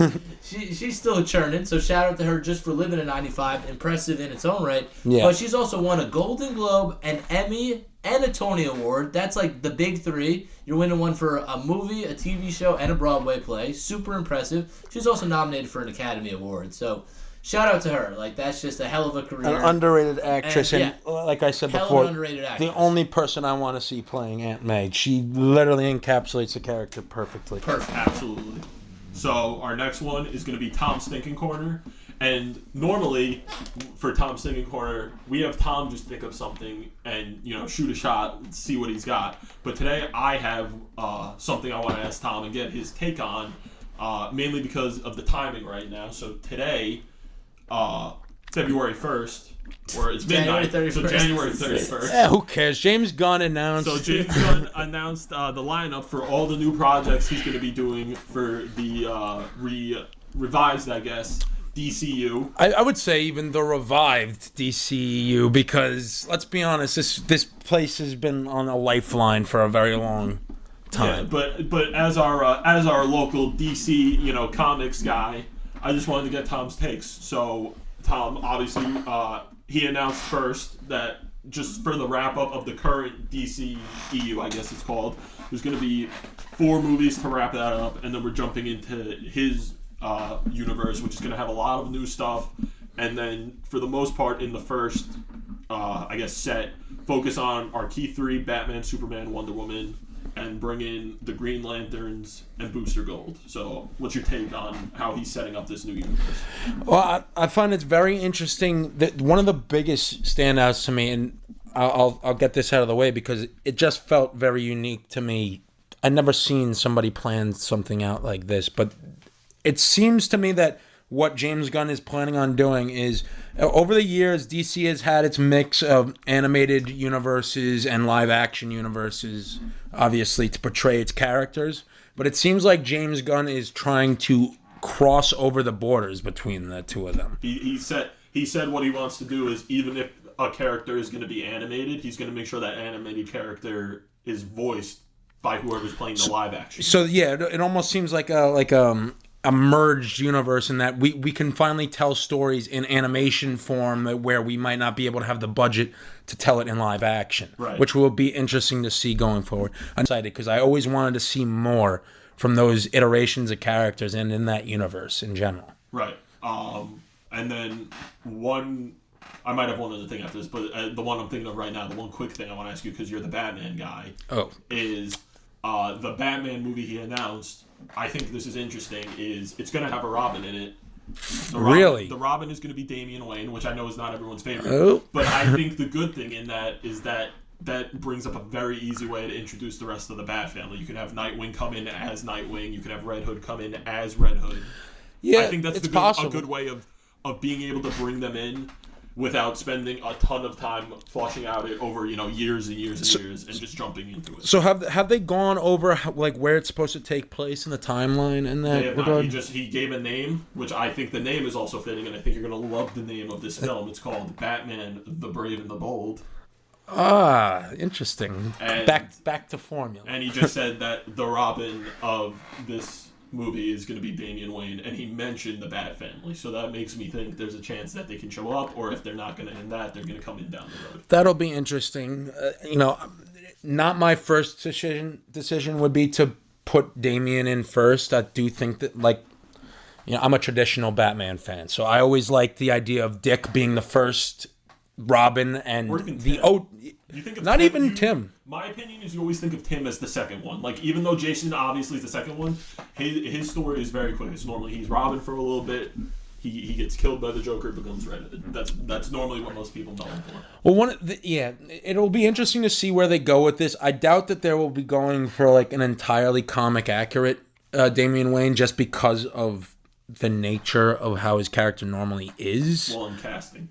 It's going to be hard to balance out I've got a little bit of a bloodlust in me type of thing going on with Damian, when Batman pretty much in the first movie rides the line between breaking that code up until the very end, in which he solidifies himself in that. Yeah. But it'll be interesting to see how they handle that going forward. And I'll be interested in to see how different it will be tonally from the first movie, given the title. Right. All right. So that's Tom's take. We'll see what happens with the James Gunn universe. So final wrap up segment. We're back with it as always. Another quick hitters. So for this one, we have a new quick hitters. It's something that might stick for a long time. We might use it more frequently. Colin, what's it called so I don't mess it up? It's called our actor over under segment. Almost What is like, the over under? Almost like a sports betting, sports book kind of feel to it. So Trying to get the youth into gambling. No. So basically, we're gonna bring up an actor here. We're gonna give them an over under. We each gave an actor. Yes, about how many movies we think they have appeared in. We're gonna check on Letterboxd to see how many movies Letterboxd officially puts them in, and then yeah, we'll just do a quick actor. The line that's set for their over under, and then we just go over under, and that's it. It's a pretty simple game. Anyone can play it. All right. So let's get started. We're gonna start with Tom's. So Tom, you gave us Cillian Murphy. Good old Cillian/Killian Murphy. And you gave us the number of 35 movies. 35 movies. And you don't know this one either yet. So this is one. I think pretty much all of them besides Call. I don't know mine either. So. Well, I can think of a new one too. It's up to you. Whatever you want to do. But we could also use your old one. But 35 movies. Are we thinking it's over or under? My vote is. I'm over. thinking it's under. I'm thinking it's over. I think it's gonna be 50 plus. It's gonna 50 be my plus. guess. All right. Let's see. Cillian Murphy, and the result is. Drum roll, please. No. It's over. It's over? What is Damn. it? We're at 61 films. Wow, man. Well, Not you even gotta close. keep in mind, even just like... There's going to be not 10 just plus cameos, but like if he shows up for I a can few never seconds, call him an underrated actor again. Yeah, but Tom, even if he shows You up... still can. Even if he shows up for a few seconds, like perfect example, Dark Knight and Dark Knight Rises. Yeah. Well, Well, he has one scene in both of them. he's basically. in all of that. Well, no, I know. He's the He's central in pretty character. much all of Christopher Nolan's movies. No, Yeah, he pretty much is. pretty much He's up there with Leonardo DiCaprio and like just his boys. And it's going to keep going up. It's going to keep going on, I know. And I love it. I love him. They're great collaborating together. So Yeah, I'm all about it. he's a fantastic actor. I think he's a fantastic actor. I honestly feel like it's almost understated how well he fits the character of Scarecrow. I wish they almost could bring him back for this new iteration of Batman. I think he's going to be perfect as Oppenheimer. I can't wait for that. Oh, that's going to be good. great too. Do you want to stick with yours, or do you want to do? I kind of want to stick with mine, but I'm going to do a second one too. All right, we'll do. You'll get two, and then you'll do the one you already have. I'll do mine, and then we'll do your last one. All right. Bet. Okay, All so right. I'm doing the one So, already. Oh, you go first. You're going to do your first one. Your Gotcha. first one is James Franco. James Franco. So I was surprised to find out how many he appeared in.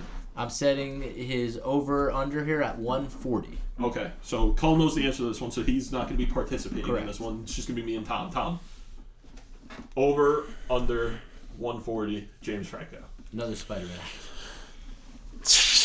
It's got to be under 140. I'm going over, because I feel like that is very high, and I feel like... That's a really specific I number.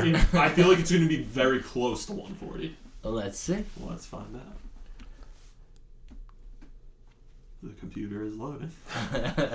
It's over. It's over. 140, Well. 149. My sports book's not looking great right now, guys. All right, I'll do mine, and then we'll wrap up with Cuz's last one. So mine, boys, is Vin Diesel. 50 movies. I'm saying over. Over. I'm Gotta saying do over. Yeah. I'm gonna just take a chance and say under. Worse. I'm gonna be really pissed if I Give me a finally. drum roll, please. I think it's gonna be over. I lost. All right, it's 60. 60. There we go. That's Finally.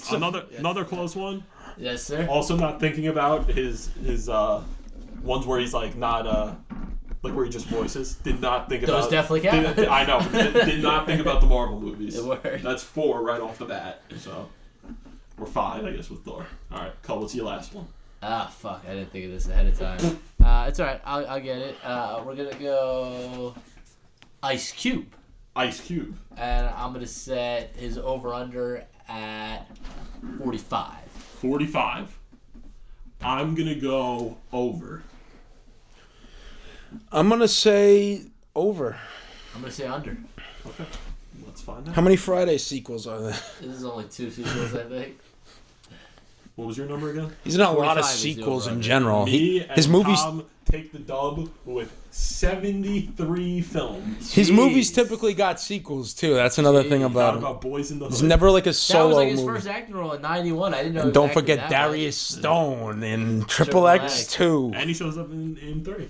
much. Yeah, he does. So, Yes, he does. X looks after its own. say that.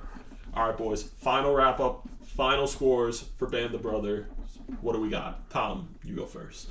I would say I'd give it like I would say a solid 9. I would put it at a solid 9. Right. Just for in terms of accuracy, tone, pretty much everything that you need. You know, it's almost like watching Saving Private Ryan in a miniseries form. And I don't want that to sound diminishing. I do think that it tells of the quality, Yeah, absolutely. and just in general. All right, cool. Go. Yeah, for me, this is a 10 out of 10. It's a 5 out of 5 on Letterboxd. I think it's a perfectly done series. I think it's, such a rewatchable miniseries, the best miniseries I've ever seen. Even if you're not really a World War II or, a fan of that era, I feel like you can still appreciate it. Really Even if you're enjoy German, this you'd probably show. like this show. Yeah, it's not an overly pro-American show. Yeah. It's it shows the harshness, the brutality of the war. It makes you think, man, what would I have done if I was around at this time? Would I have enlisted? Would I have been able to have the guts to withstand any fraction of the horrors that these men had to withstand? And it's just very eye-opening. I love the different characters' point of view from each episode, and love the acting performances. Love how a lot of the actors were able to go on to do big things, and that not only was this super appreciated back then, it won the Academy Award for Best Miniseries and the year it came out, but even today it's got a big cult following. People still rewatch it today. People still recognize the actors from this show and call them, and they even still sometimes call each other not by their actor's name but by the real characters they portrayed in the show. So I find that very cool, and I'm a huge fan of the show. I be hard pressed to find someone who doesn't think it's at least a solid show, because I think it's a pretty perfect show. I'd agree with that, Colin. All right. Right on. Very well spoken. Very well spoken. All right. Listen, guys. You know how much I love the show. Mm-hmm. Just This to me, fantastic. is Sean's baby. Fantastic show. My favorite miniseries of all time, which I think especially like in today's time, that's saying something, because now there's so many miniseries coming out. You got House of Dragons, The Last of Us. Queen's Gambit. I'd argue we get oversaturated with miniseries. Every show coming out now at least is starting off as a miniseries, and then it's either taken off from there or not. But I'm going to shoot you straight. I think it's pretty obvious what I'm going to give this. It's an easy 10 out of 10 for me, without a doubt. Love the show. Love the accuracy that they did. Just the respect they gave to the men of Easy. And we should also mention, too, just how much these guys were involved in this show and how much that plays a part in... There's interviews at the beginning of every episode talking with the real men of Easy. They were brought on set to discuss to try and keep it as accurate as they possibly could. A lot of the ones who were still around while the filming was happening would meet the counterpart, basically, the person playing them, to, again, just get that real accuracy in the show. And I just think they handle it very, very well. All the respect to everyone who served in Easy Company and all the actors that had to study under each of them and consult with them to make sure that their portrayal was as accurate as can be.